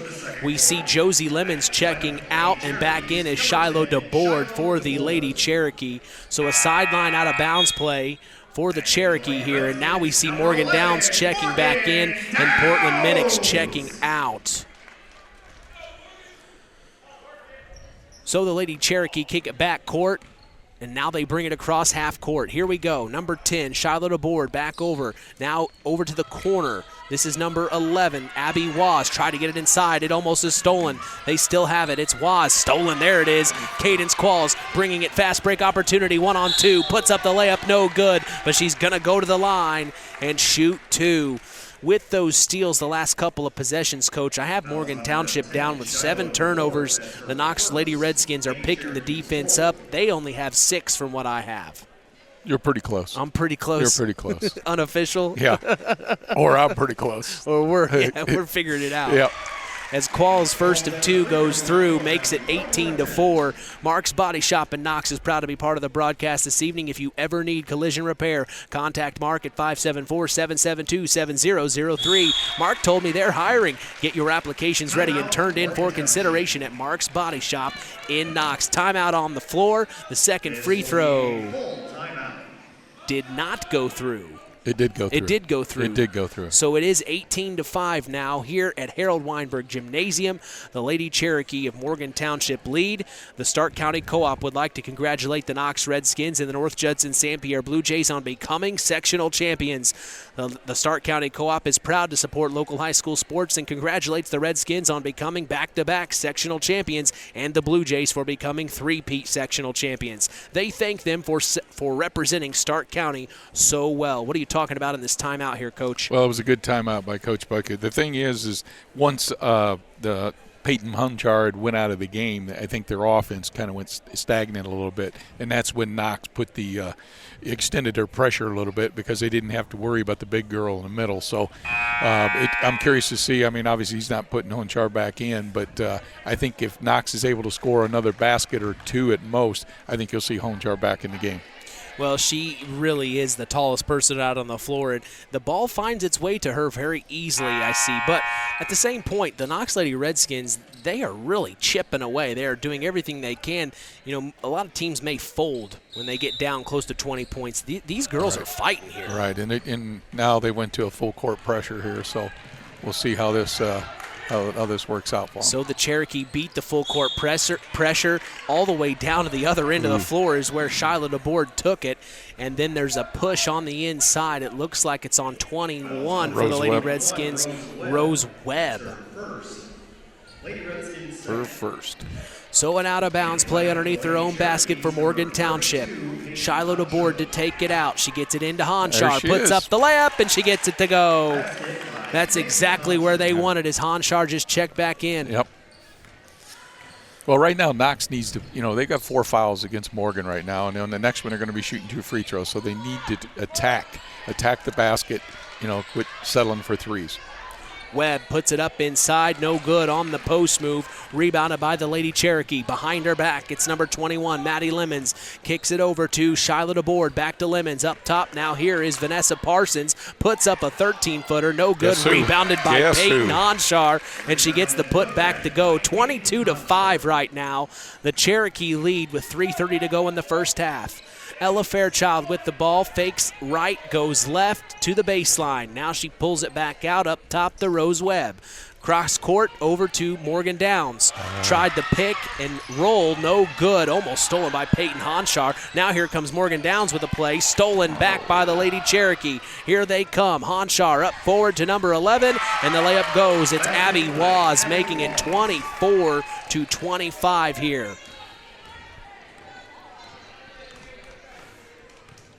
So Morgan Downs crosses half court and kicks it over to Cadence Qualls. She fakes, drives baseline, rolls all the way under the basket. Now back up top to Ella Fairchild, who drives inside, and she gets the layup to go. That's a good job of attacking the basket, and I think that's what they got to do more of. Like I said, they got 4 fouls on Morgan. You got to take advantage of that. On the other end of the floor, the Cherokee have the ball. It's number 21, Maddie Lemons, back over to Vanessa Parsons, and she travels. Morgan Downs was all over like white on rice there. Did a nice job. I mean, the game changed just Honchar. I'm surprised he doesn't take her out on the defensive side if he's going to have her in there and then put her in on the offensive side as much as he can, because he can't afford to have her get that 3rd foul, because you saw what Knox was able to do once she was sitting on the bench. So on the other end of the floor, Ella Fairchild kicks it up to number 23. First time we've seen her on the floor. It's Elise Wolf for this season. Wolf crosses over, drives inside, puts up the right-hand layup. No good. Rebounded Peyton Honchar. Now she brings it cross court, kicks it over, back up top to Shiloh DeBoard. Then over to Honchar. Back over to Josie Lemons, driving inside, puts up the left-hand layup. My goodness. That was a nice job of attacking the basket. Nice left hand. That makes it 26-7 here in the second quarter. Portland Minix brings it across half court and kicks it over to Ella Fairchild. Back up top to Rylan Jordan, who checked in a moment ago. She drives inside, puts up the right-hand layup, and no good. Foul called. And she will go to the line for 2. Yeah, it'll be 2. So she's going to go to the line for Either 2. Way. I think you're going to see Honchar coming out of the game, I would suspect, with a 26-7 lead and her having 2 fouls. First free throw's good from Rylan Jordan, and here comes Hanshar, just like you mentioned, as Collins Insurance is part of the broadcast, taking care of all your insurance needs. Jim Collins told me to tell you, call him anytime at 574-772-6844. That's Collins Insurance, supporting local high school sports. Second free throw up, away, and good from Rylan Jordan, 26-9 with 1:30 to go here in the first half. Mitch Columbia along with Terry Minix, we're so glad you've joined us, as here's a big-time three from the Lady Cherokee extended wing on the far side of the court. Maddie Lemons gets it to count. So now it's 29-9, a 20-point ball game for Morgan Township. Another turnover almost. The Redskins keep a hold of it somehow. Back to Portland Minix, inside to number 23. Couldn't get the layup to go. That was Elise Wolf, rebounded by the Cherokee, and here they come. It's number 21, Maddie Lemons, pushing it forward. Almost stolen back by the Lady Redskins, but they chase it down. It's Josie Lemons for the Lady Cherokee. She kicks it over, and a turnover there. Threw it too hard and low under the feet of Jillian George. And it's Lady Redskin ball here, under a minute to go already, 50 seconds.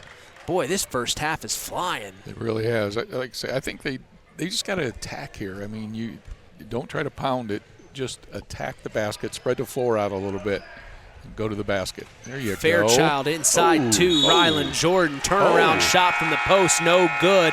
And they call it last touch by her, Coach. Like I said, it's early in the season. That's my kind way. It is early. Yes. It is only week 2. Both teams' third game, and a lot of the referees, it could be their third game, or second or first. Correct. So everybody's getting into Indiana high school basketball right now, as here's a kick. They're not going to call it, and it'll go out of bounds. Good hustle by Elise Wolf, though. Now, is that a kick? I thought it should have been a quick It was right kick. off her shin, I guess, right? Yep. So picking up full court are the Lady Redskins. The Cherokee get it in, and here they go, pushing it forward from 13 feet, no good. Rebounded by the Lady Cherokee. They get an extra possession. Deep three, no good from number 10, Charlotte Aboard. Rebounded inside by the Cherokee, no good. Stolen back after the Redskins had it. A whistle's called. You heard the horn, but I think they're going to... Yeah, we'll see what the officials call here.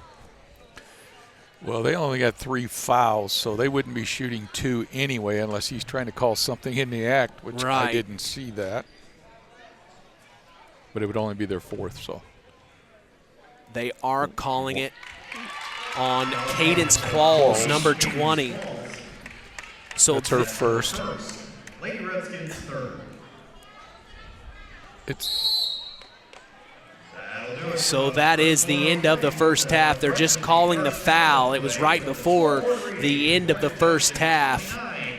And with the time going out, that's dead. So that will be the end of the first half, 29-9. The Morgan Township Lady Cherokee lead the Knox Lady Redskins. We're going to take a break and come back for the Standard Plumbing, Heating, and Air Conditioning halftime show. For Terry Minix, I'm Mitch Columbia. You're listening to Kankakee Valley Broadcasting's WKVI.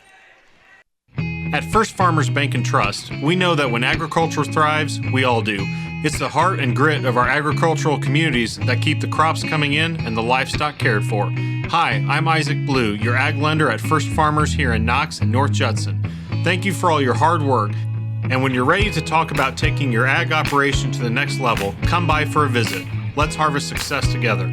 First Farmers Bank and Trust, member FDIC, equal opportunity lender.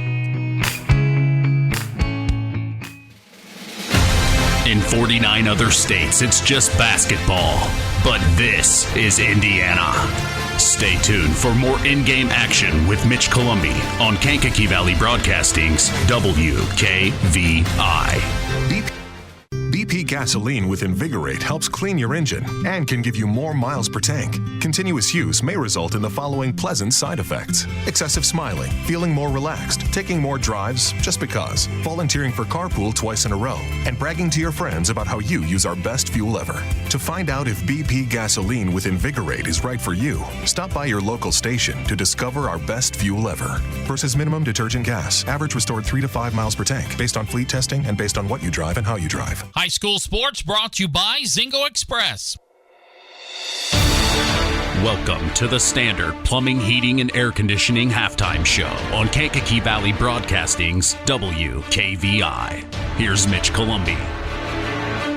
29-9's the score here at the Standard Plumbing, Heating, and Air Conditioning Halftime Show. I'm Mitch Columbi. The tradition continues here on Kankakee Valley Broadcasting as WKVI will always be here. Tough first half for the Lady Redskins. They showed a lot of fight, Coach, but something that stuck out to you. Well, the game changer in that whole thing was Hanchar. I mean, she ended up that half with 12 points. She went out of the game, and that's when Knox was able to make a little bit of a run. They just didn't get off to a very good first start, but it's at 4 minutes of the second half where I think they got to get it, or it's going to be a long night. It's going to be a long night. They're going to have to turn things around. I'm interested to hear what it'd be interesting to be a fly on the wall just to hear what head coach Adcock would be telling his girls right now. You're down 20 points. The game's not over by any means, but you're going to have to definitely come with a little bit more urgency, I assume, in the third. Well, I think they just got to do a better. If Morgan's going to stay in that man-to-man, they got to do a better job of attacking the basket and a better job of setting screens if you're trying to run, depending on what kind of offense he has. But I think you'll see more movement out of them, whether it's with the basketball or kids moving without the basketball. I think they'll do a better job. Well, we have a very special guest of ours in the house tonight. Our very own Harold Welter is here. How are you tonight, Harold? Well, I'm excited about basketball, but I'm even more excited about the football game coming up tomorrow night. Oh, man, we couldn't be more excited. For those listening, especially Knox Redskin Nation, we are going to be broadcasting the Blue Jay game tomorrow, but you better tune in because you're going to hear our very own Harold Welter at West Lafayette. We reserved him a space in the press box. Their athletic director was so accommodating, Harold, and we're going to have you there live. I told the listeners a little bit earlier, your game starts, the Knox Redskins starts a half hour later than the Blue Jays, so who knows what we may hear maybe some play-by-play from you. What do you think? We hope so. I think it's going to be a very exciting game down there at West Lafayette. Last year in the regional, Knox got smoked by West Lafayette. But it was one of those situations where after Knox won their sectional, you could almost feel a letdown. It was sort of like we reached our goal. Well, I think their goal is a little higher this year, and I think they're going to go down there and acquit themselves very well. It's going to be an exciting game between two opposite types of teams. Oh, really? Knox likes to keep that ball on the ground as much as they can, eat up that clock. And West Lafayette has a pretty balanced attack, but they like to throw the ball. Yeah, they do. So it's going to be interesting to see what Knox's defense can do against a really good passing team. Yeah, while myself, along with sports analyst Chris McGowan and, special guest, head coach of the South Central Satellites, Buzz Schoaf, will be going live from North Judson at Liberty Field at 7 p.m. Eastern, 6 p.m. Central. We invite Redskin Nation to join us as we're going to have live reports from Harold here. He is going to give us up-to-date, in-the-moment reports. This isn't just a text. We're taking it a step farther. Harold's going to call me. We're going to plug him into the board, and we are going to hear Harold's voice tomorrow night as he gives us those score updates in the moment. I'm excited. What a great time it is for Stark County football, huh? It is. The Blue Jays looking for yet another, this would be their third regional in the last 3 or 4 years, and Knox looking for their first ever regional championship. And I'll tell you what, on Saturday morning on Where Are They Now segment, we're going to talk with Bill Davis, who was a member of the North Judson football team the first year we were broadcasting. Wow. And his senior year, North Judson went undefeated before the days of the tournament. Right. They went undefeated. And so we're going to talk to Bill about those old days. And, of course, then he moved to Knox, and all his kids played for the Redskins. So he's got a pretty good view of both Knox and North Judson. Well, I think we've got a game plan set for tomorrow, Harold. I'm really excited to hear your voice on the radio yet again, to get you plugged into the board. And once the Redskins are in the red zone, we're going to make sure you are letting the listeners know what is exactly happening. Absolutely. We're going to be there, and we'll bring all the excitement the listeners' way, and we're excited about it. Well, thanks for taking the time to talk with us, Harold. We look forward to talking to you tomorrow night. You bet. All right, that's Harold Welter, the Hall of Fame broadcaster, talking with us here tonight as he is going to be in West Lafayette tomorrow night for the big regional matchup between the Knox Redskins and the West Lafayette Red Devils. I couldn't believe that, Terry. I just called down there. I talked to the athletic director at West Lafayette. I said, hey, can you reserve us a space? And he goes, yeah, why not? Well, we're talking a legend. I mean, you're talking a legend, Harold Welter, a Hall of Famer that's, they're going to have the opportunity to have him in there. They'll have an opportunity to meet him. Well, there you go. Meet him and be in their press box. I mean, it's going to be fun. The nice thing, it's going to be great for Knox to be able to get up to date and, like say, not just a text, getting it from their friend or somebody's at the game. So it's going to be fun. Like Harold said, it's a great time right now in Stark County for football, and hopefully we can get 2 W's out of that and then just keep going. And, it's just going to be sports all the time on WKVI. I know. I'm doing basketball now. Tomorrow I'm doing football. Yep. I'm really testing the limits tonight.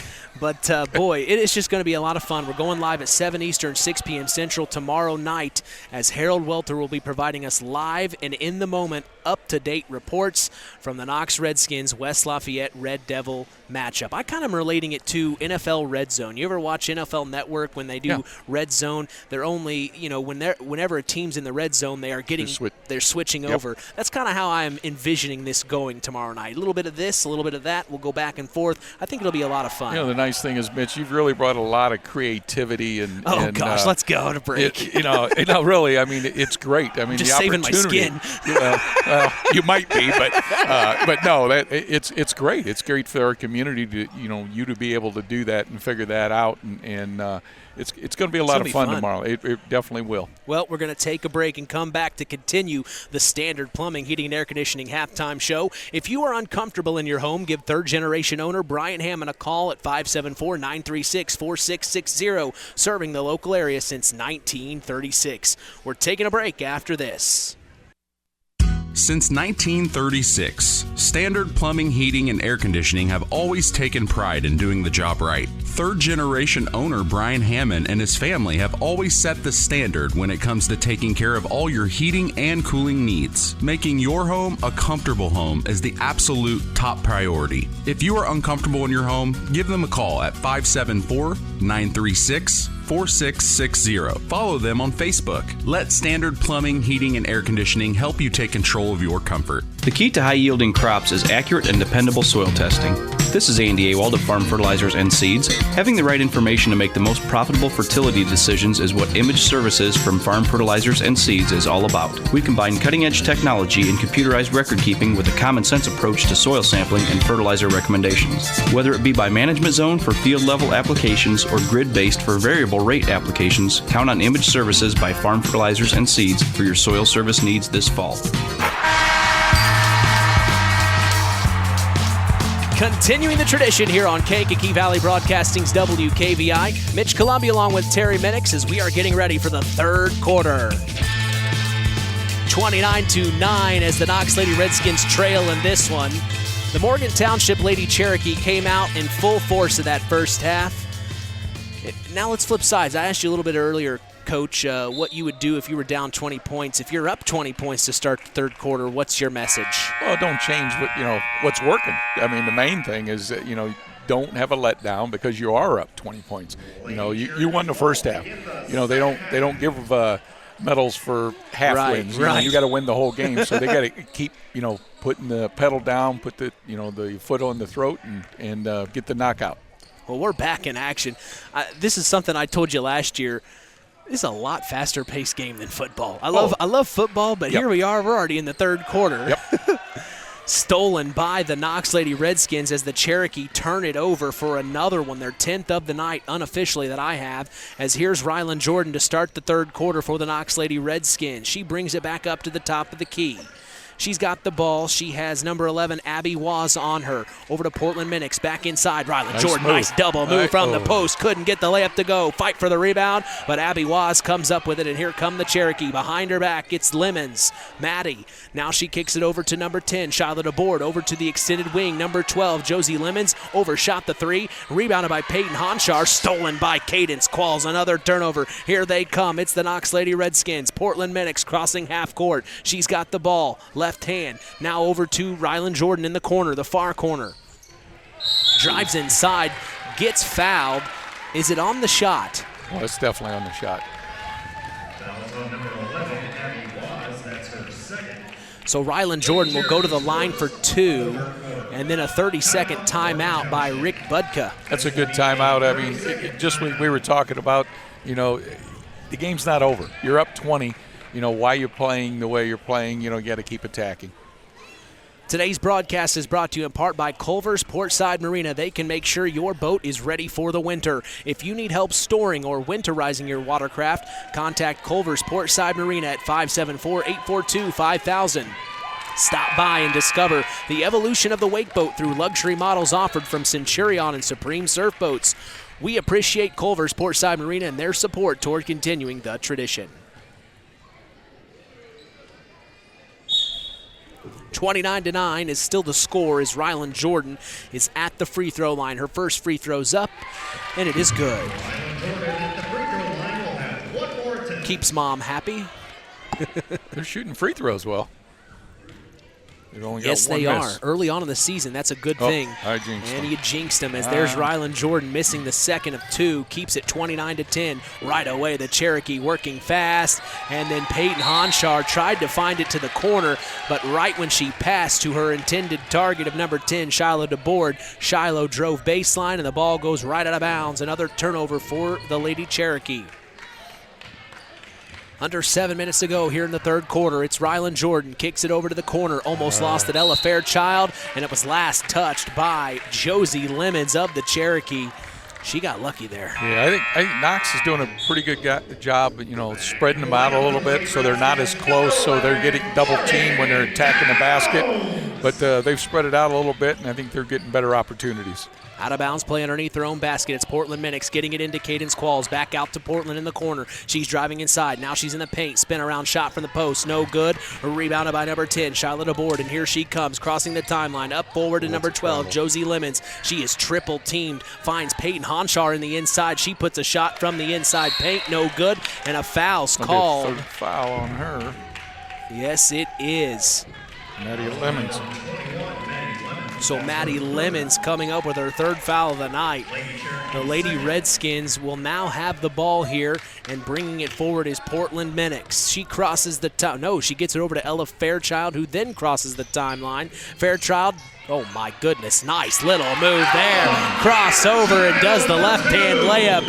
What a doozy that was. 29-12 here with 6 minutes to go in the third. Inside to Peyton Honchar on the other end of the floor. The Cherokee are trying to get points on the board fast. Inside to number 12. That's Josie Lemons. No good. And off the miss, Ella Fairchild rebounds it. Here comes Portland Minix now. Brings it forward. Crosses half court. She's got number 10, Shiloh DeBoard all over, and it's stolen by number 21. Maddie Lemons off the pass, coast to coast, puts up the layup, and it's blocked from behind, but they call a foul on Cadence Qualls.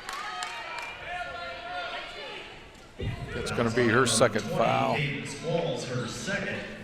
Lady Redskins first. Maddie Lemons at the free throw line, shooting 2. So first of 2 at the line is a miss from Maddie Lemons. And in the lineup for the Lady Cherokees, number 33, Vanessa Parsons. And in for the Lady Redskins, number 21. So now we're going to see Rose Webb checking in for the Lady Redskins. And checking out is Portland Minix. Second free throw on the way from Lemons is no good. Rebounded Rylan Jordan, and here they come. Morgan Downs has the ball. She pushes it forward to Ella Fairchild. Fairchild stutter steps, brings it back out. Looking inside to Rose Webb. Nothing there. Now she does get it into Rose. Rose asserting her dominance. Turns around, puts the post shot. No good. Rebounded by Peyton Honchar. And here she comes, crossing half court. Oh my goodness, she still got the ball to the corner. Now inside. Nope, still with Vanessa Parsons in the corner. Almost lost it. Still, now there's several girls on the floor. And a jump ball is going to be called. And it is in favor of the Lady Redskins. It's not for lack of effort tonight, Coach. Oh no, they're actually it's 3-0 this half, so they're doing what they need to do. They just got to, do it a little quicker now. Fast-paced offense from the Lady Redskins. Saw Morgan Downs inside for a layup. No good from right hand. Now it's rebounded by the Lady Cherokee. Under 5 minutes to go in the third. They've got a little weave option up top, and back out is number 12, Josie Lemons, to reset the offense. Kicks it over to Maddie Lemons. Now back over to Shiloh DeBoard. Fakes, goes around, passes out to the corner. Get on her. Big time three from number 12, Josie Lemons, and she made that one count. 32-12 here as Morgan Downs brings it across half court. Kicks it over to Ella Fairchild. Now to the extended wing. This is Cadence Qualls. Qualls looking inside to Rose Webb. They get it to her. Rose turns around from the post. No good. Rebounded by number 33, Vanessa Parsons. Pushing it forward are the Cherokee. Almost stolen by the Lady Redskins, and it goes out of bounds. Last touch by them. It'll stay here. And you see head coach Rick Budka kind of telling them, here's what we need to do in that situation. He's out about 5 feet onto the court. At least. Out of bounds play inside to Peyton Honshar, and they get it where they want it, and she makes it count. 34-12 now, coming up on 4 minutes in the third. Morgan Downs kicks it over to Ella Fairchild. Fairchild with the ball, top of the key. Now over to Rylan Jordan. Hesitation, tried to drive around Peyton Honshar. No good, puts up a shot. Honshar kept her hands up high, and here they come off the block. Yeah, I guess you call that a block. Honshar, it was interesting. Honshar now back out up top to number 12, Josie Lemons, and a foul's called. Fairchild, going to be her second. Foul's on number 25, Ella Fairchild. That's her second. So this will be a sideline out of bounds play right in front of their own bench. They're looking inside to Peyton Honshar. No, they just get it out up top to Josie Lemons. Josie now over to Shiloh DeBoard. Looking inside, nothing there. Stolen by the Lady Redskins. Good hand by Cadence Qualls. And here comes Ella Fairchild. Up to Morgan Downs now. Morgan with the ball. Dribbling left inside to Rylan Jordan. Stolen back by Peyton Honshar. And here come the Lady Cherokee. She almost lost it as Ella Fairchild got in there. Ball goes sailing out of bounds. It'll stay here. A little sloppy right now. It is. It's hard to keep up with, too, as Portland Minix is going to check in and Ella Fairchild is going to check out. So here's the sidelines out of bound play for the Lady Cherokee. Up top, now inside to Parsons. Turns around from the post, no good, and it goes out of bounds, and it stays here. Last touch by a Lady Redskin.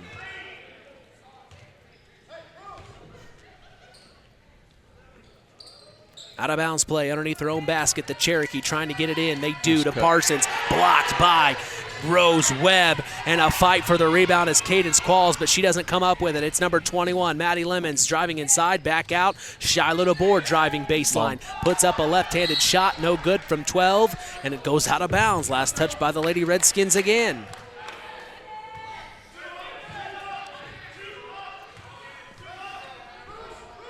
Josie Lemons to take it out. She slaps the ball and passes up top to Peyton Honshar. Now over to Parsons into the corner. Big time three from Josie Lemons. No good. Rebounded Peyton Honshar, and she gets the put back to go. Nobody locked her out, and the Redskins are having to deal with her all night long. It's 36-12.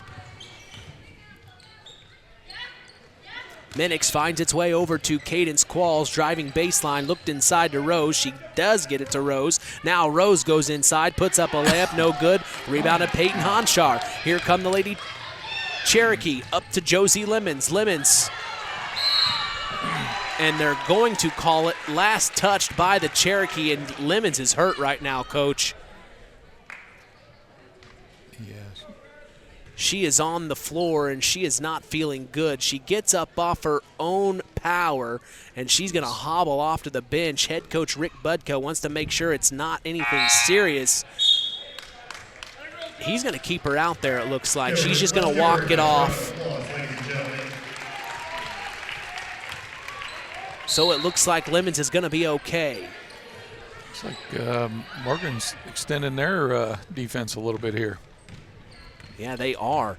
Morgan Township kind of met the Lady Redskins right at half court as here's Ella Fairchild getting it into Rose Webb. Turnaround shot for the post, and she gets it to go. 36-14 here in the third with 2 minutes to go. On the other end of the floor, it's Charlotte DeBoard back up top to Maddie Lemons. Lemons drives inside, back out to DeBoard. 3 on the way, no good. Rebounded Rylan Jordan. Here comes Portland Minix.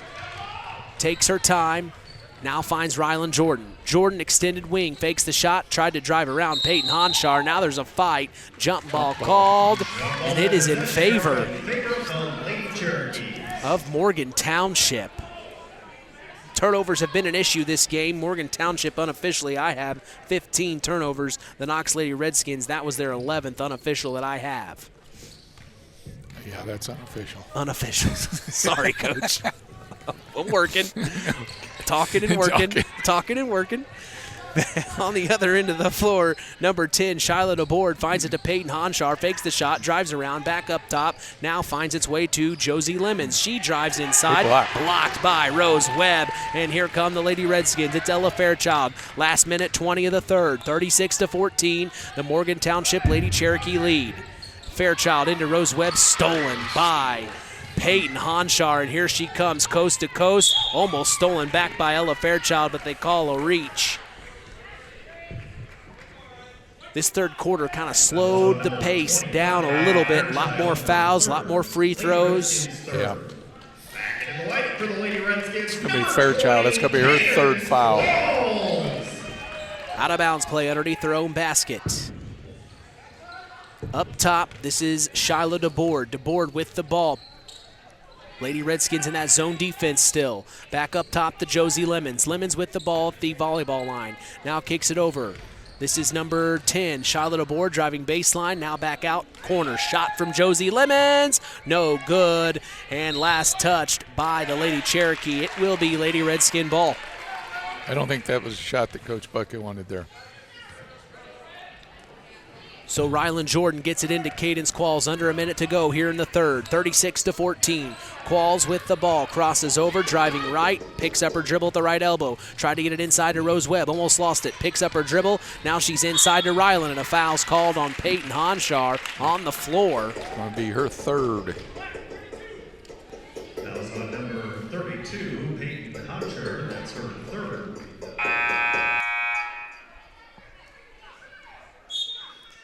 Back in the lineup for the Lady Cherokees, number 30, Jillian George. So out of bounds play underneath their own basket for the Lady Redskins. Portland Minix to take it out, kicks it up to Morgan Downs. She's got the ball looking for Portland Minix now. Extended wing inside to Rylan Jordan, and she dribbled it a little too hard and lost control of it. It just went out of bounds on her. Went off her foot a little bit. So another turnover for the Lady Redskins, as here is Morgan Township with the ball, bringing it across half court. We'll see if they hold it for one shot. It's Josie Lemons finding it over to Shiloh DeBoard. DeBoard back up top. This is 21, Maddie Lemons. Lemons over to DeBoard, right in front of their own bench. Into the corner, now back up top to Josie Lemons. Josie with the ball, 8 seconds to go. Hands off to Maddie Lemons, now over to DeBoard. She's got 3 seconds. Turnover. And stepped on the line. Yeah, she stepped on the line. So the Lady Redskins have 3 seconds here for one final shot. And the Lady Cherokee are going to pick up full court here.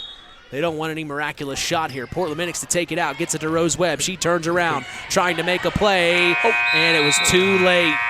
Too late. And that is the end of the third quarter, 36-14 from Harold Weinberg Gymnasium. We will be back for the fourth quarter after this. At First Farmers Bank and Trust, we know that when agriculture thrives, we all do. It's the heart and grit of our agricultural communities that keep the crops coming in and the livestock cared for. Hi, I'm Isaac Blue, your ag lender at First Farmers here in Knox and North Judson. Thank you for all your hard work. And when you're ready to talk about taking your ag operation to the next level, come by for a visit. Let's harvest success together. First Farmers Bank and Trust, member FDIC, equal opportunity lender. Hey folks, Auto Park Fort LaPorte has got some news for you. We now have the largest selection of pre-owned vehicles in LaPorte County. So if you're in the market, come and check us out because right now is the best time to trade in your current vehicle. Not interested in purchasing a vehicle? That's okay. We'll buy yours even if you don't buy ours. Not currently in the market, but your car needs serviced? Come check out our newly renovated service department and let them take care of all your service needs. And remember, we're not just an auto dealer, we're an auto park.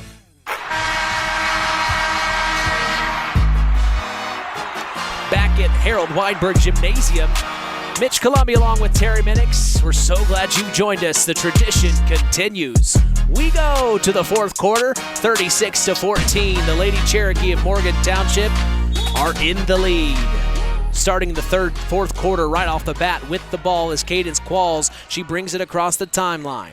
She crosses over, drives right, now pulls it back out. Looking inside to Rose Webb, nothing there. Now she crosses over, going baseline, back up top to Ella Fairchild. She fakes a shot, drives around, left side, no good. Then back up top to Portland Minix. Then the shot by Rose Webb, no good, and rebounded by Peyton Honshar. She brings it forward.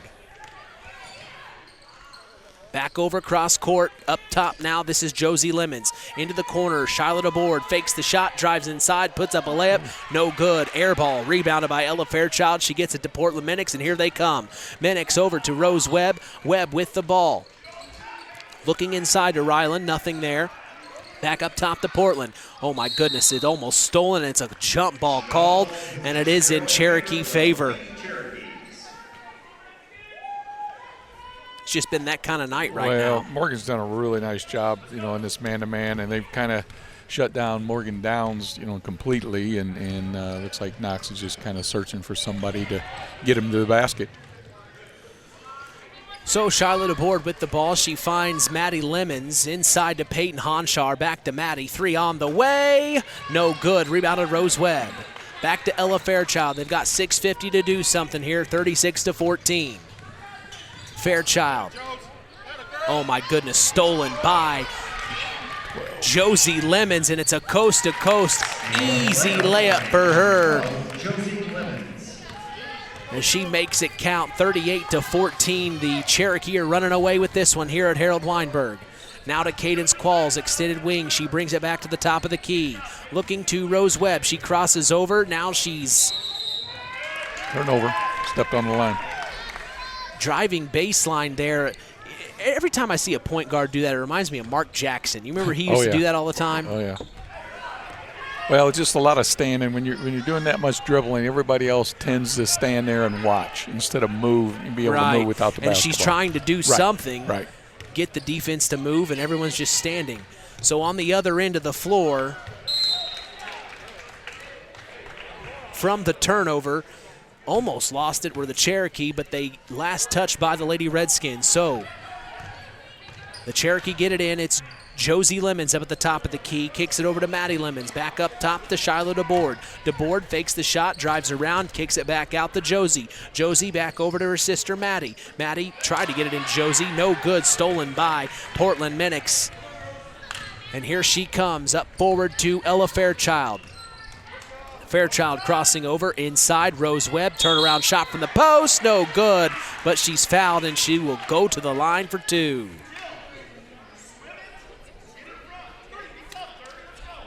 Fouls on number 30, Jillian George. That's her second. Lady Cherokee's first. So Rose Webb at the line, her first of 2 is no good, as tonight's game is brought to you in part by Todd and Josh Lawrence of Lawrence Farms. We thank Todd and Josh Lawrence for supporting local high school sports. Hey, stop by Papa Farm Pizza after the game for fresh ingredients that separates their pizza from any others. That's Papa Farm Pizza, downtown Knox, 574-772-5888. Place your order now. Missed the second free throw on the other end of the floor. The Cherokee with the ball. This is Josie Lemons at the right elbow, almost lost it. Now fight for it, picked up by Maddie. Then Maddie gets it over to Peyton Honshar, who then finds Charlotte aboard into the corner from 15. Number 30, Jillian George, no good. Rebounded for a second chance opportunity. They find Peyton Honshar, no good on the layup, and Rylan Jordan finally comes up with it, Coach. So they're still battling. They are still battling. So on the other end of the floor, Cadence Qualls looking into Rylan Jordan. Nothing there. Finds Rose Webb. Right elbow. Drives inside. Puts up the right-hand layup. And I'll tell you what, Rose Webb is doing very well with what she has tonight. And she's grown up since last year. She is playing a lot better. Most definitely. She's leading them in scoring right now with 7 of their points. 38-16 off the score from Rose Webb on the other end of the floor. Stolen by Portland Minix. Good job by her. 4:40 to go here in the ball game. Ella Fairchild with the ball at the top of the key. She finds Portland Minix. Minix looking inside to Rose, nothing there. Driving left, and then a blocking foul called on Shiloh DeBoard. That's her second. Lady Cherokee's second. Back in the lineup for the Cherokees, number 33, Vanessa Parsons, and number 34, Morgan Watson. I don't think Coach Butka was lying. I think everybody's played. Yeah. It's a good team right there. I like that team. Cadence Qualls top of the key. Gets it into Rose Webb. Oh, it's double. She puts up a shot from the post, no good, and you can see she hangs her head. She's disappointed in herself, pushing the ball forward to the Cherokee, and they almost lost it. Last touch by Cadence Qualls. I'll tell you what, Coach, I feel like the Lady Redskins are in fairly good shape. They've done a really nice job. I mean, Morgan gets up and down the floor pretty well, and they've got definitely some muscle down low. Yeah, so on the inside, jump ball called, and it is pointing in Lady Redskin favor. They tried to get it inside to a Lady Cherokee, but it did not work. So now 38-16 with 4 minutes to go. The Lady Redskins have the ball inside. Rose Webb says she has her. She's pinned her, turns around, puts up the shot, and she gets it to go. Rose Webb, big time shot for her. That makes it 38-18. Zingo Express of Knox is a proud sponsor of tonight's action. Stop by Zingo Express in Knox and fuel up both you and your vehicle the Zingo Expressway. We thank the Stark County Co-op, your local agricultural cooperative that offers an array of service and support, including grain, agronomy, seed, fuel, and LP Petroleum. Call 574-867-2411 to contact the Stark County Co-op. Rose Webb misses the three-point opportunity. Now off the missed free throw, it's Shiloh DeBoard driving baseline, and she's banged up. Several Lady Redskins. Man, they get down there. They like to let you know they're there. Oh yeah, they're aggressive. They are very aggressive, and you wouldn't be able to tell if you looked at the you'd look at the scoreboard and say, really? So now, off the out-of-bounds play underneath their own basket, the Cherokee have the ball. They kick it over to Josie Lemons. Lemons fakes the shot, drives inside, pops it from inside the left elbow. Over the back. No good, and that one, yes, it was over the back by Vanessa Parsons. It's her first foul. And a timeout from head coach Rick Budka as we are going to step away for 10-second station identification. You're listening to KVB's WKVI. Kankakee Valley Broadcasting, bringing you Indiana High School basketball on 99.3 FM, The Valley.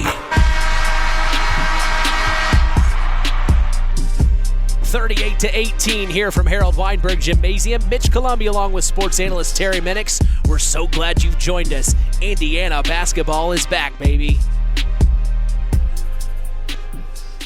Well, out of the timeout, you're up 20 points here, Coach. You got to be feeling pretty good with 3:40 to go if you're Morgan Township.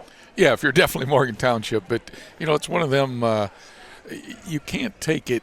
The game can go quickly with the three ball. I mean, you can go out there and knock down 2 or 3 threes, and you cut into that lead pretty early. So, I'm one of them. I like that fat lady to sing before I'm saying this is a good win for us. Let her sing. Yep. Let her sing. Yep. Well, I think now would be a good time to bring up the fact we're having an Oregon Davis lady cat from the basketball team. She's also interested in broadcasting. She's shadowing tonight. Her name is Gabby Krause. We appreciate her taking the time to learn a bit about what we do behind the scenes. We hope that tonight doesn't scare her off, and she's hopeful to want to join us on the sidelines as a sideline sports reporter. So we'll keep our ear out for Gabby Krause, a lady cat of Oregon Davis. She wants to have a career in broadcasting, she says, Terry. I told her maybe you should rethink that. I'm kidding.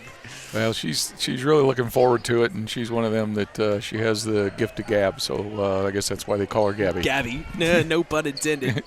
So we'll see what she said. She's taking notes tonight. We'll see what she thinks after tonight's broadcast, as it was a turnover from the Lady Redskins. On the other end of the floor, the Cherokee have the ball. Driving inside is Shiloh DeBoard. She puts up the left-hand layup, no good, and foul is called. She'll go to the line for 2. It looks like it's on Cadence Qualls. Or Lady Redskins second. Shiloh DeBoard this first time tonight. She's been there. And I just realized she's a lefty. So she gets the first of 2 to go through, making it 39-18 with 3:15 to go in the ball game. Second free throw's up away, no good. Rebounded, fight for the rebound as Cadence Qualls and Peyton Honshaw. Jump ball called, and it will be Lady Cherokee ball. So, you had to fight for the rebound. Oh, definitely. I like to say in Honchar is the biggest girl out there, and I think she's a pretty strong young lady as well. So out of bounds, play underneath their own basket for Morgan Township. They get it in. This is Vanessa Parsons. Parsons back up top to Shiloh DeBoard. Into the corner, Josie Lemons. 3 on the way. Got it. Splash. Big time 3 from Josie Lemons. She makes it count. 42-18 with 3 minutes to go. Cadence Qualls on the other end of the floor with the ball. Crosses over, drives nice around. move. Nice move. And the right-hand layup goes for Cadence. 42-20 here. 2:50 to go in the ball game.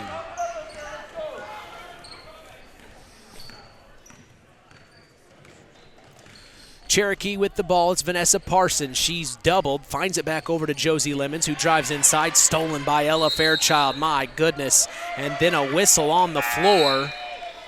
What'd you see? I know what I saw, but what they called was travel. Maybe, we're up here a little higher. Yeah, it was let's go with that. Out of bounds play for Morgan Township finds its way into number 25. First time we've seen her tonight, Isabella Bryan, the sophomore. Almost stolen again by the Lady Redskins. The Cherokee had to track it down backcourt, and bringing it across is Shiloh DeBoard. She kicks it over to Isabella Bryan. Bryan now driving inside, dumps off to Vanessa Parsons, and a whistle. Fouls on number 24, Portland. Minix, her third. Lady Redskins third. Kind of surprised that Knox is still in a zone. I know they're trapping, but they're going to have to pick them up, man. Yeah. So they get it into Shiloh DeBoard with Portland Minix on her. Still in that zone like Coach was saying here as they get it into number 11, Abby Waz, who then kicks it back out to Vanessa Parsons. Parsons Nice now steal. stolen. Ella Fairchild's all over the place tonight. Pushing it forward to Cadence Qualls. Thought about an 18-footer, no good. Now inside to Rose Webb. Webb using her footwork, puts up the shot on the post, no good. Rebounded by the Lady Cherokee. Almost stolen back by Rose, my goodness. And then too much pressure by Cadence Qualls. She fouls Shiloh DeBoard. It's her fourth. And we're going to see a new Lady Redskin check in, number 22, Genevieve Turney, the sophomore, check in. And we'll see who head coach Adcock checks out. Yeah, it's Portland Minix. Riley Taylor, number 22, excuse me, Genevieve Turney is on Morgan Township's team. My apologies to the listeners, as 21, Rose Webb, and number 22, Riley Taylor, are out there for the Lady Redskins. A fight for the ball. It's a jump ball as Rylan Jordan and Riley Taylor, who just checked in, forced the jump ball. Another turnover from Morgan Township. Oh, man, I think she just come in and says, just give me that opportunity. She come in and did a nice job. So Ryla Jordan kicks it into Ella Fairchild to bring it across half court, and then she dumps off to Riley Taylor, and she traveled, dragged her foot. You know, I know why you struggle with the amount of turnovers, because I've watched you a few times. You haven't marked anything down. Well, I mark it after it happens. Oh, okay. But you're right. There's been a few I've missed, I'm sure. And that's why we say unofficial. It's unofficial. We're unofficial. definitely unofficial. Inside. It's better than saying nothing. Inside to Abby Waz. She puts up an 8-foot shot. No good. But it looks like it'll stay here. Lady Cherokee ball. A lot of substitutions coming in. Refer to your programs. So several position changes here as the Knox Lady Redskins get some players in that don't get much time or haven't got much time to start the season, and so do the Cherokee. They dump it inside to Morgan Watson, puts up the layup. First one's no good. She gets a rebound off the miss and puts the second one, and she gets it to go. 44-20 with a minute to go. Inside to number 34 for the Lady Redskins. Nice. Ooh. Missed the shot from the extended wing, and then the putback by number 34. I think that's Cheryl Barnes out there. Yes. So Cheryl Barnes gets fouled, and she will go to the line. She'll get 2 shots here. Cheryl, of course, on that fantastic softball team here at Knox.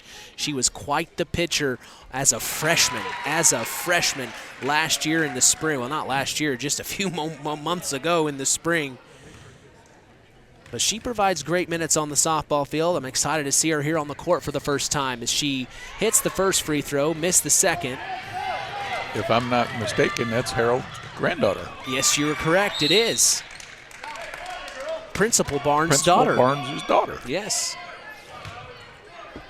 So, on the other end of the floor, it's an out-of-bounds play underneath their own basket for the Cherokee off the missed first shot they had a moment ago. We missed.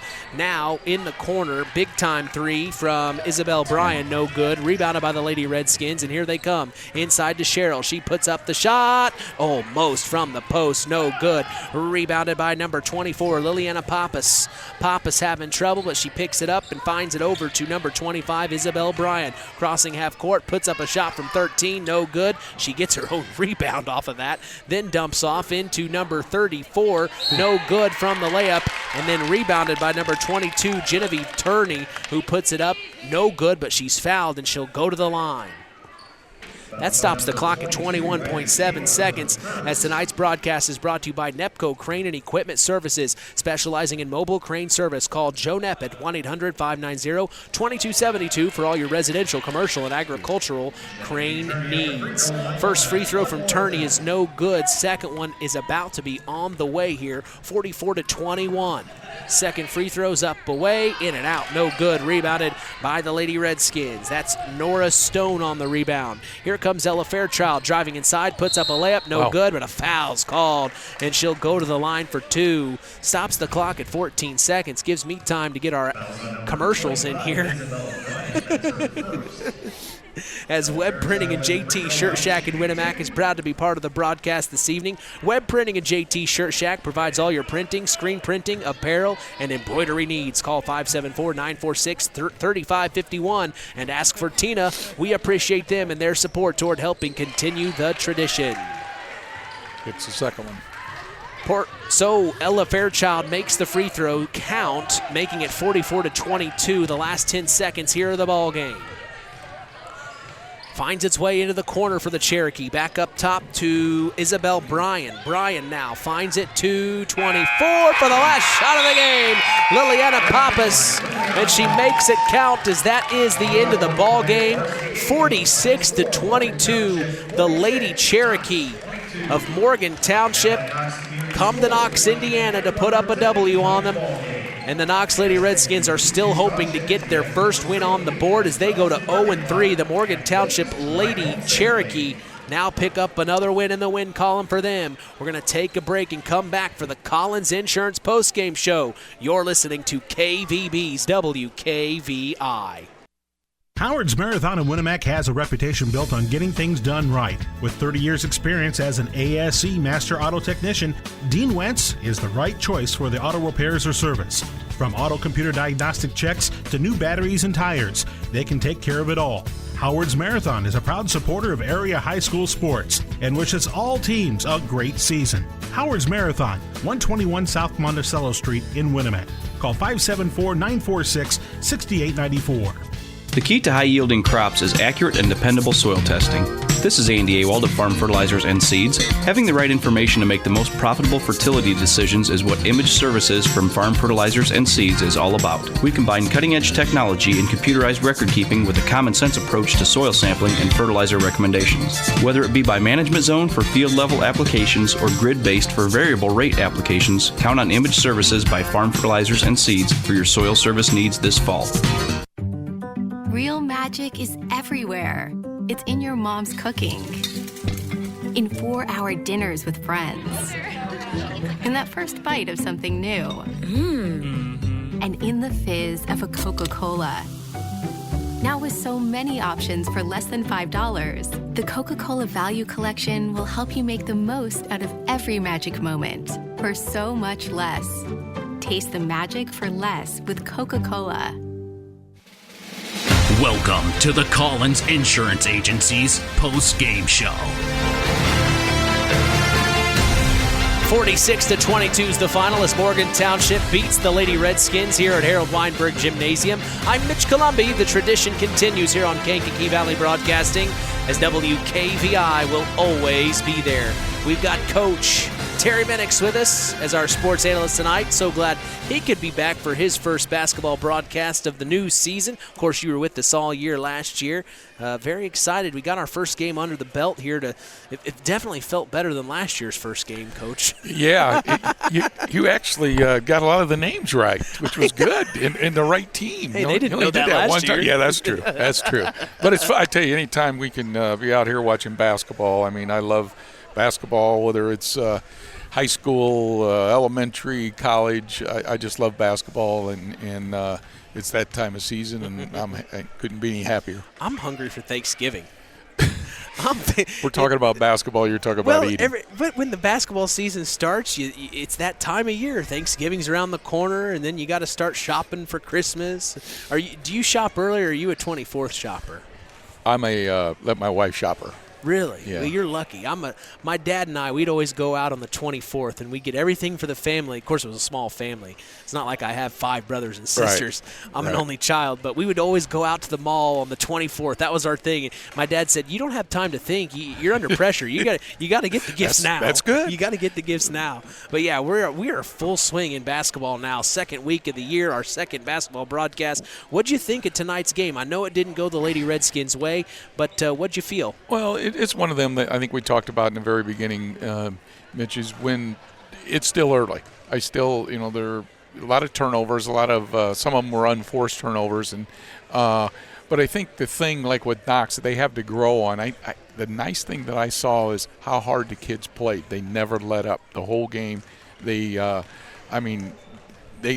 more physical. Maybe they work out with a football team. I don't know, because they're more physical than you look at them. They're not a very big team, but they really do a nice job of physicality, and they're going to get a lot of wins just because of their hustle and their desire, and I was impressed with that. So, and to go on Morgan's side, I mean, they've got a girl inside that I think just kind of took over the whole game, and Knox didn't have anybody to match up against her, and that was, she had I had her for 18 points, and she Knox had 22, and she had 18 by herself. 18's pretty good. Yep. 18's very good. Yep. Especially on a night when you're trailing for the majority of the ball game. 18 for Honchar. Oh, 18 for Honchar. I'm sorry. Maybe I need to listen better. Well, I'm sorry, buddy. No problem. But Knox, I thought Rose Webb played really well. She did very well. Did some really good things. I mean, for being undersized inside, she really did a nice job and's got some really nice moves down there, and she led them in scoring tonight with 9 points. So, it's still early. That's the thing. I mean, I know I'm sure Coach Adcock doesn't want to hear that. I mean, all he wants is to get some wins, and that's one of the things, as a first-year coach, you get that monkey off your back. But, he's got them doing what they need to do. He'll get it, and as long as they play with that kind of hustle and that kind of desire, it'll be coming soon. Yeah, just like you said, start of the year, lost track of turnovers, but it was a lot. It was a lot for Morgan Township, and it was a lot for the Knox Lady Redskins. That theme kind of carried over from last week. We were watching the Culver Lady Cavaliers and the South Central Lady Satellites. I think just the area teams that we've watched right now, they're dusting off the shelves, getting the cobwebs cleaned up, and I'd say here right that week before Thanksgiving, I bet that's when things will start to kind of click for teams. I hope. Oh, I think it will. Like I say, along with it, I think they, you'll see them getting better. Then you're also going to be able to see the the boys would be starting to play at that time. They're going to be a little rusty right at the very beginning. So, it's one of them things that we go through this every year, so we're going to understand that.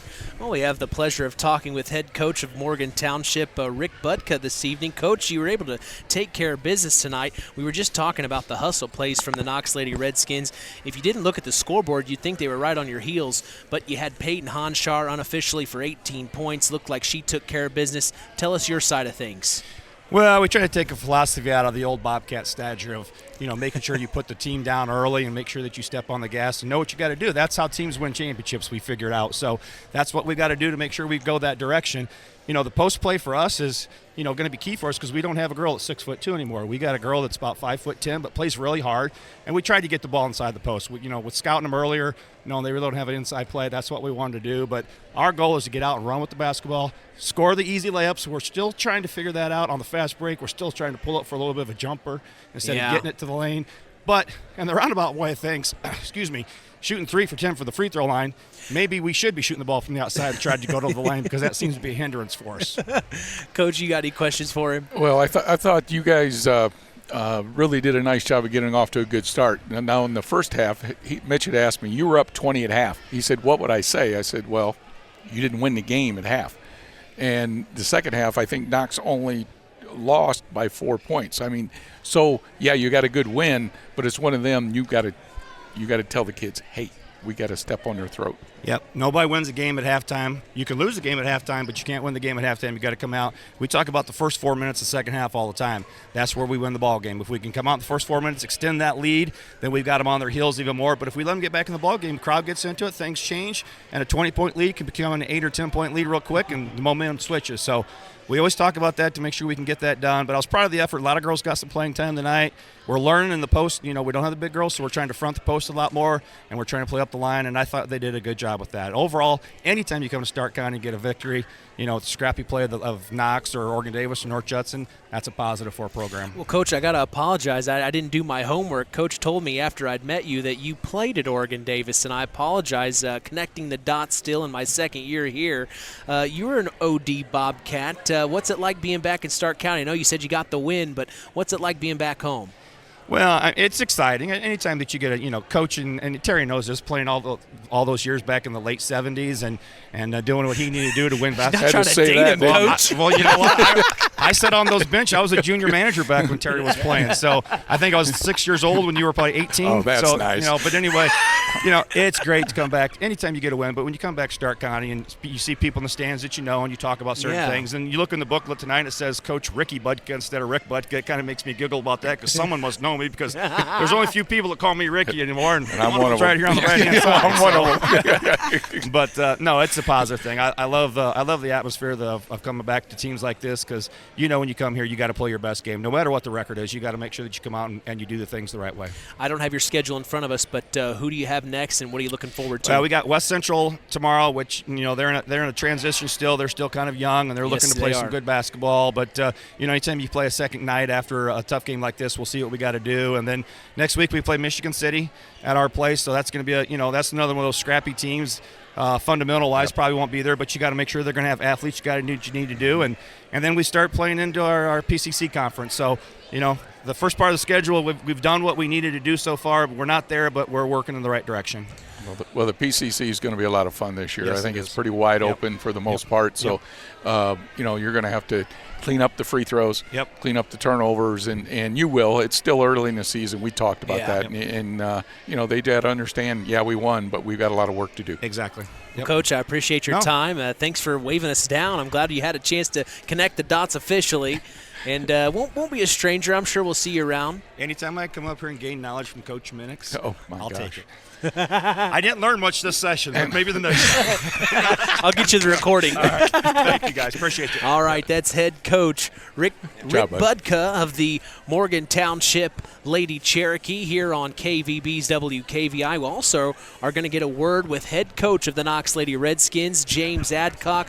Coach, we were talking during the halftime break, actually. I asked him, what would you say to your team? You're down right now. He said it's all about starting the third quarter and trying to contain the best, just come at them a lot stronger. And not only that, you guys were able to start the third quarter in much better way than you did the first half. What did you see out on the court that you liked, maybe some things you didn't like? Well, I felt like we started the first half, and one of the things we talked about this year is we can work hard, but we have to compete. And those are two different things. You can work hard. Both teams work hard. But if you don't compete, we're going to have games like we did in the first half tonight. We dug ourselves a hole that we just couldn't seem to kind of get out of. And I felt like we came out in the third quarter and the girls started competing. And I feel like that was the biggest difference. Yeah, the biggest difference between the first and second half. Talk about Rose Webb. I mean, my goodness, she really exerted her dominance down there on the block. She looks like she could be somebody for you guys down the road. I truly believe she can.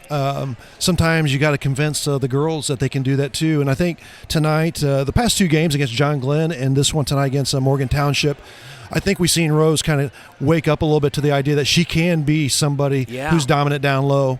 And once I think she understands that and our guards figure out how to get the ball to her, I think she's going to be a force to deal with.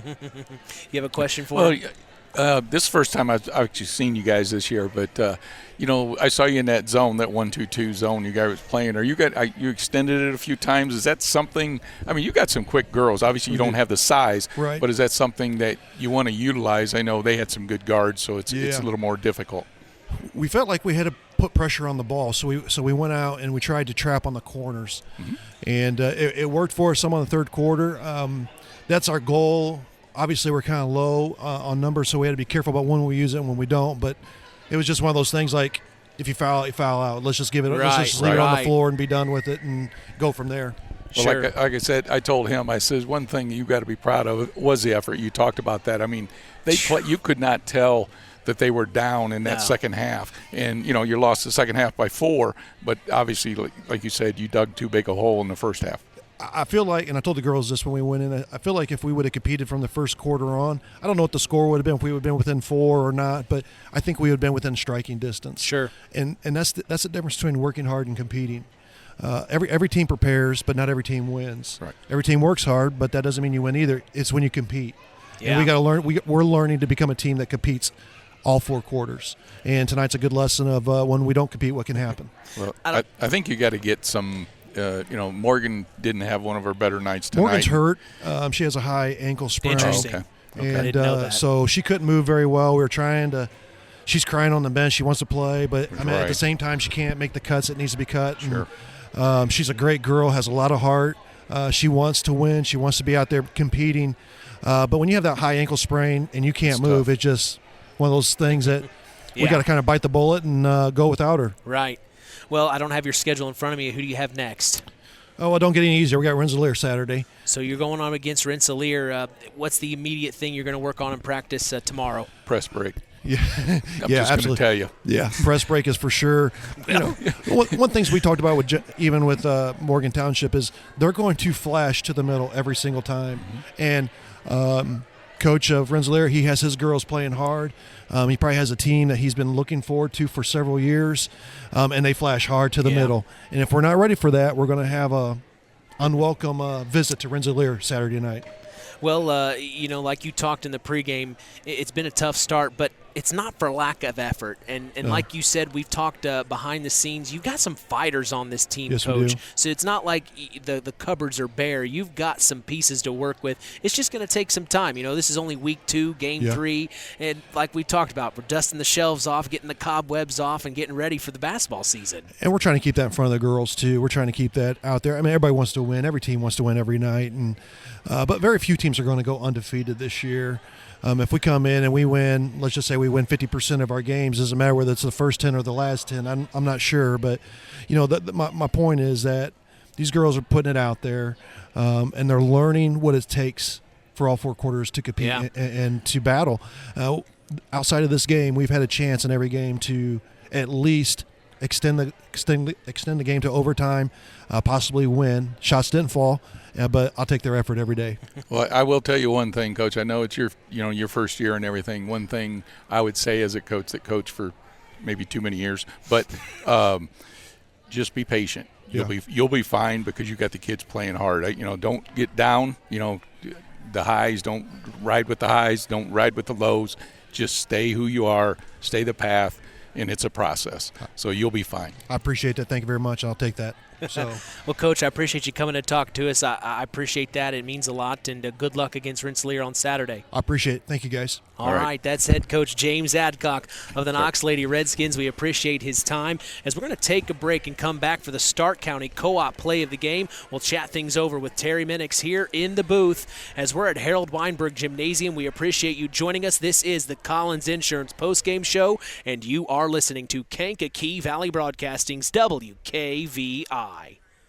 It's hard to believe, but time sure does fly by. Collins Insurance Agency in downtown Knox are celebrating over 30 years of taking care of all of your insurance needs in our communities. If I could turn back time. And we're not going anywhere.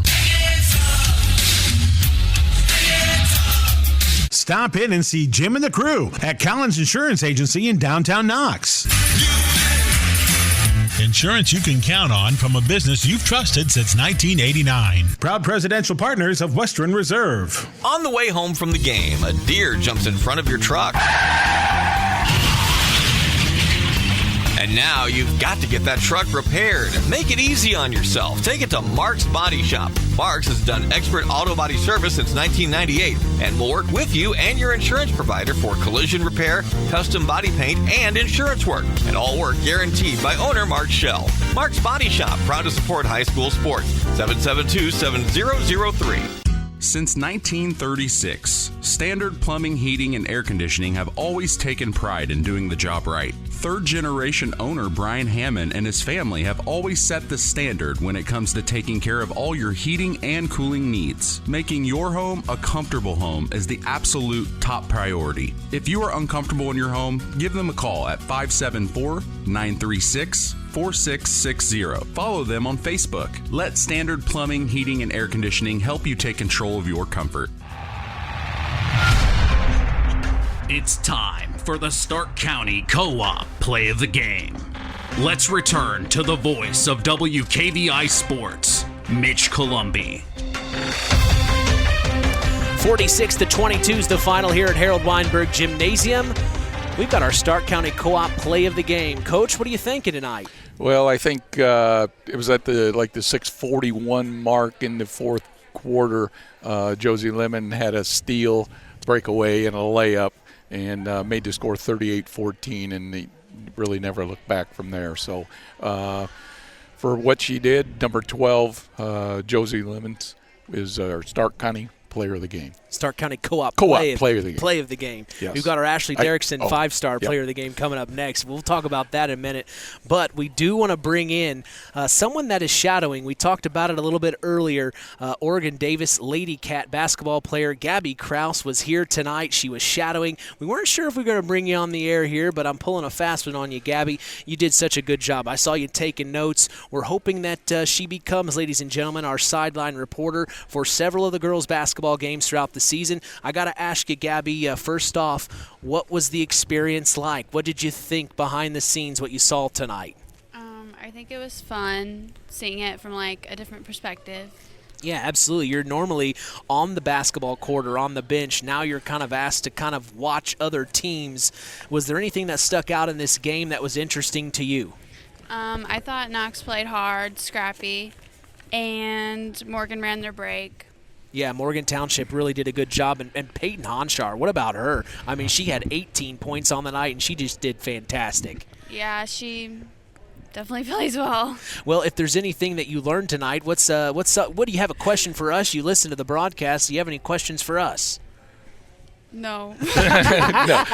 Man, you don't act that shy on a basketball court. Yeah, I know. Well, we're getting you warmed up. We appreciate you being here tonight, Gabby. It means a lot, and you're going to learn over the next couple of weeks about how we at least do things here at WKVI. I hope you're able to pick some things up and carry that on your career. You're hoping, you say, to potentially be a broadcaster one day. Yeah. Well, good. Well, hopefully we can mold you into one and at least get you a start. But we appreciate you being here tonight, and we look forward to hearing your reports. In time, we're not going to pressure you, but in time, we will definitely. You don't have to ask her. You can you can talk however you want. And the big thing is we want more than one-word answers. Yeah, we're working on that. She's trying, Coach. She's trying. Well, thanks for hopping on the air real quick. It means a lot, Gabby, and we'll be excited to talk to you in the next few weeks. Thank you.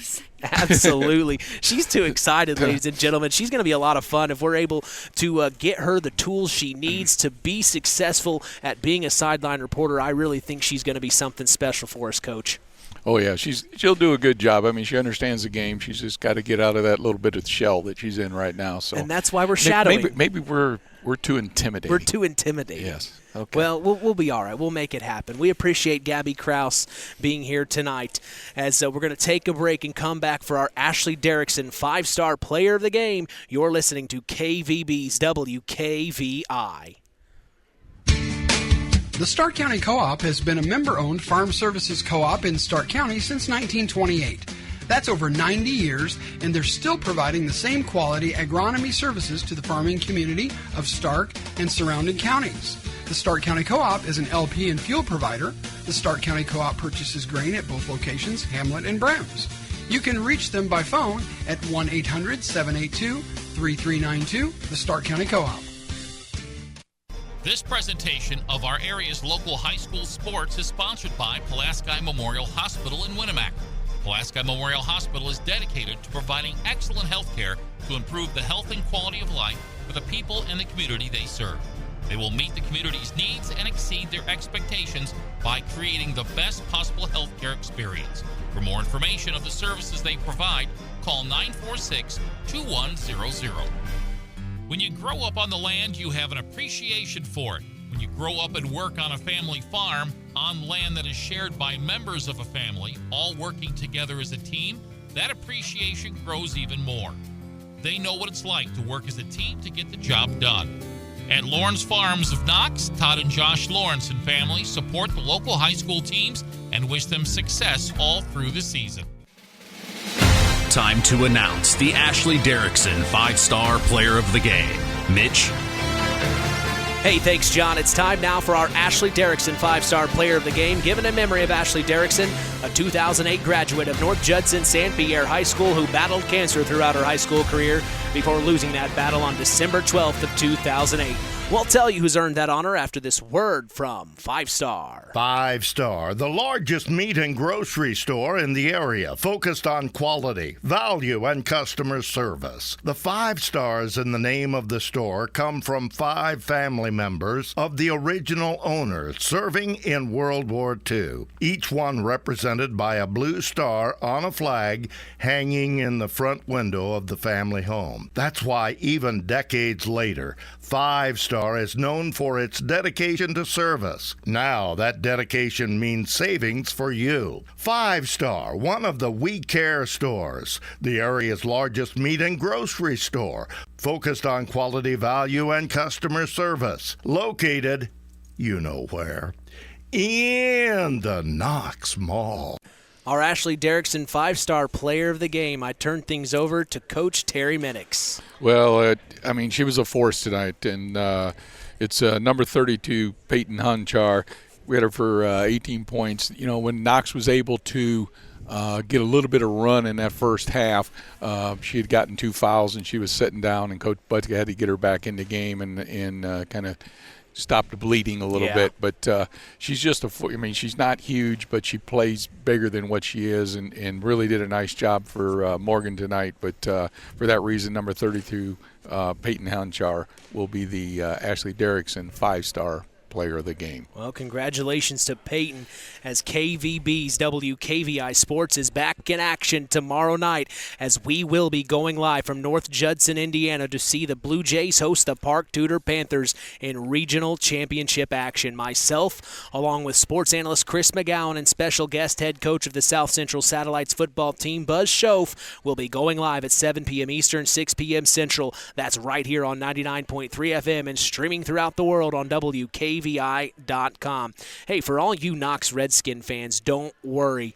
We pulled our very own Harold Welter out of retirement and have reserved him a space in the press box at West Lafayette so that he can provide us live and up-to-date score-up reports on the air during the game this Friday, might have an opportunity to hear some play-by-play from the Hall of Fame broadcaster. So stay tuned as we will keep you up to date on both Stark County football teams. You got to remember, Stark County football is something to be reckoned with. We're going to be there for the Blue Jays tomorrow, and Harold is going to be there for us for the Redskins tomorrow night as well. We also remind you to join us each weekend on the Saturday Sports Line, the longest-running high school sports show in Indiana, thanks to our very own Harold Welter. We always have several of our area head coaches on hand as we go live at 9 a.m. Eastern, 8 a.m. Central on 99.3 FM and online at WKVI.com. We also invite you to follow us on social media on X, formerly Twitter, at KVB Sports, on Instagram at WKVI Sports, and on Facebook at Sports to the Max for all Kankakee Valley Broadcasting sports content. Final word from you tonight, Coach. Well, it was just a lot of fun. It's a lot of fun to get back at it and it's basketball season, and the game's over for Knox tonight, but everybody's focused on football for tomorrow night. And Knox and North Judson. So good luck to both them teams. The last thing I want to say is, I did say something to Coach Adcock, but the thing is, he's got the girls doing exactly what they need to be doing. They're playing hard. They're listening to him. I mean, they will be fine. And, the big thing he's got to understand is he's got to understand that too. It will take time, but he'll be okay, and I think the Lady Redskins will be okay.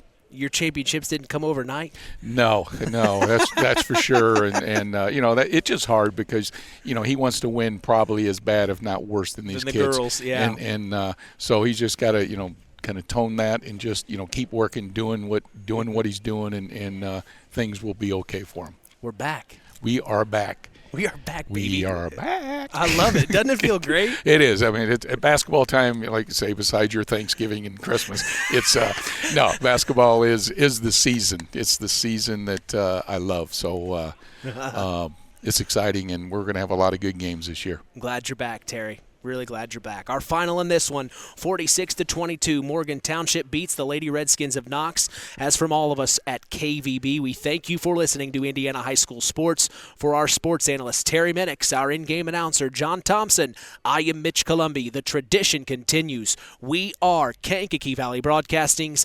WKVI. Thank you for listening to Indiana High School Basketball on Kankakee Valley Broadcasting's WKVI.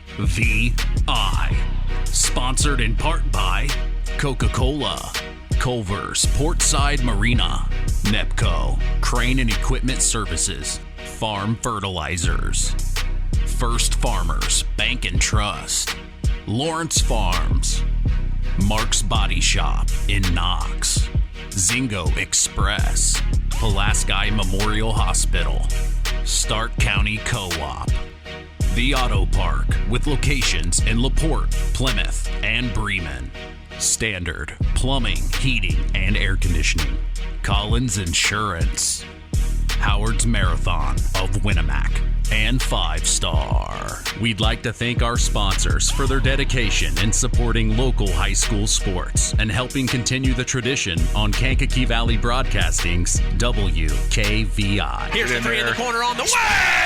Yeah!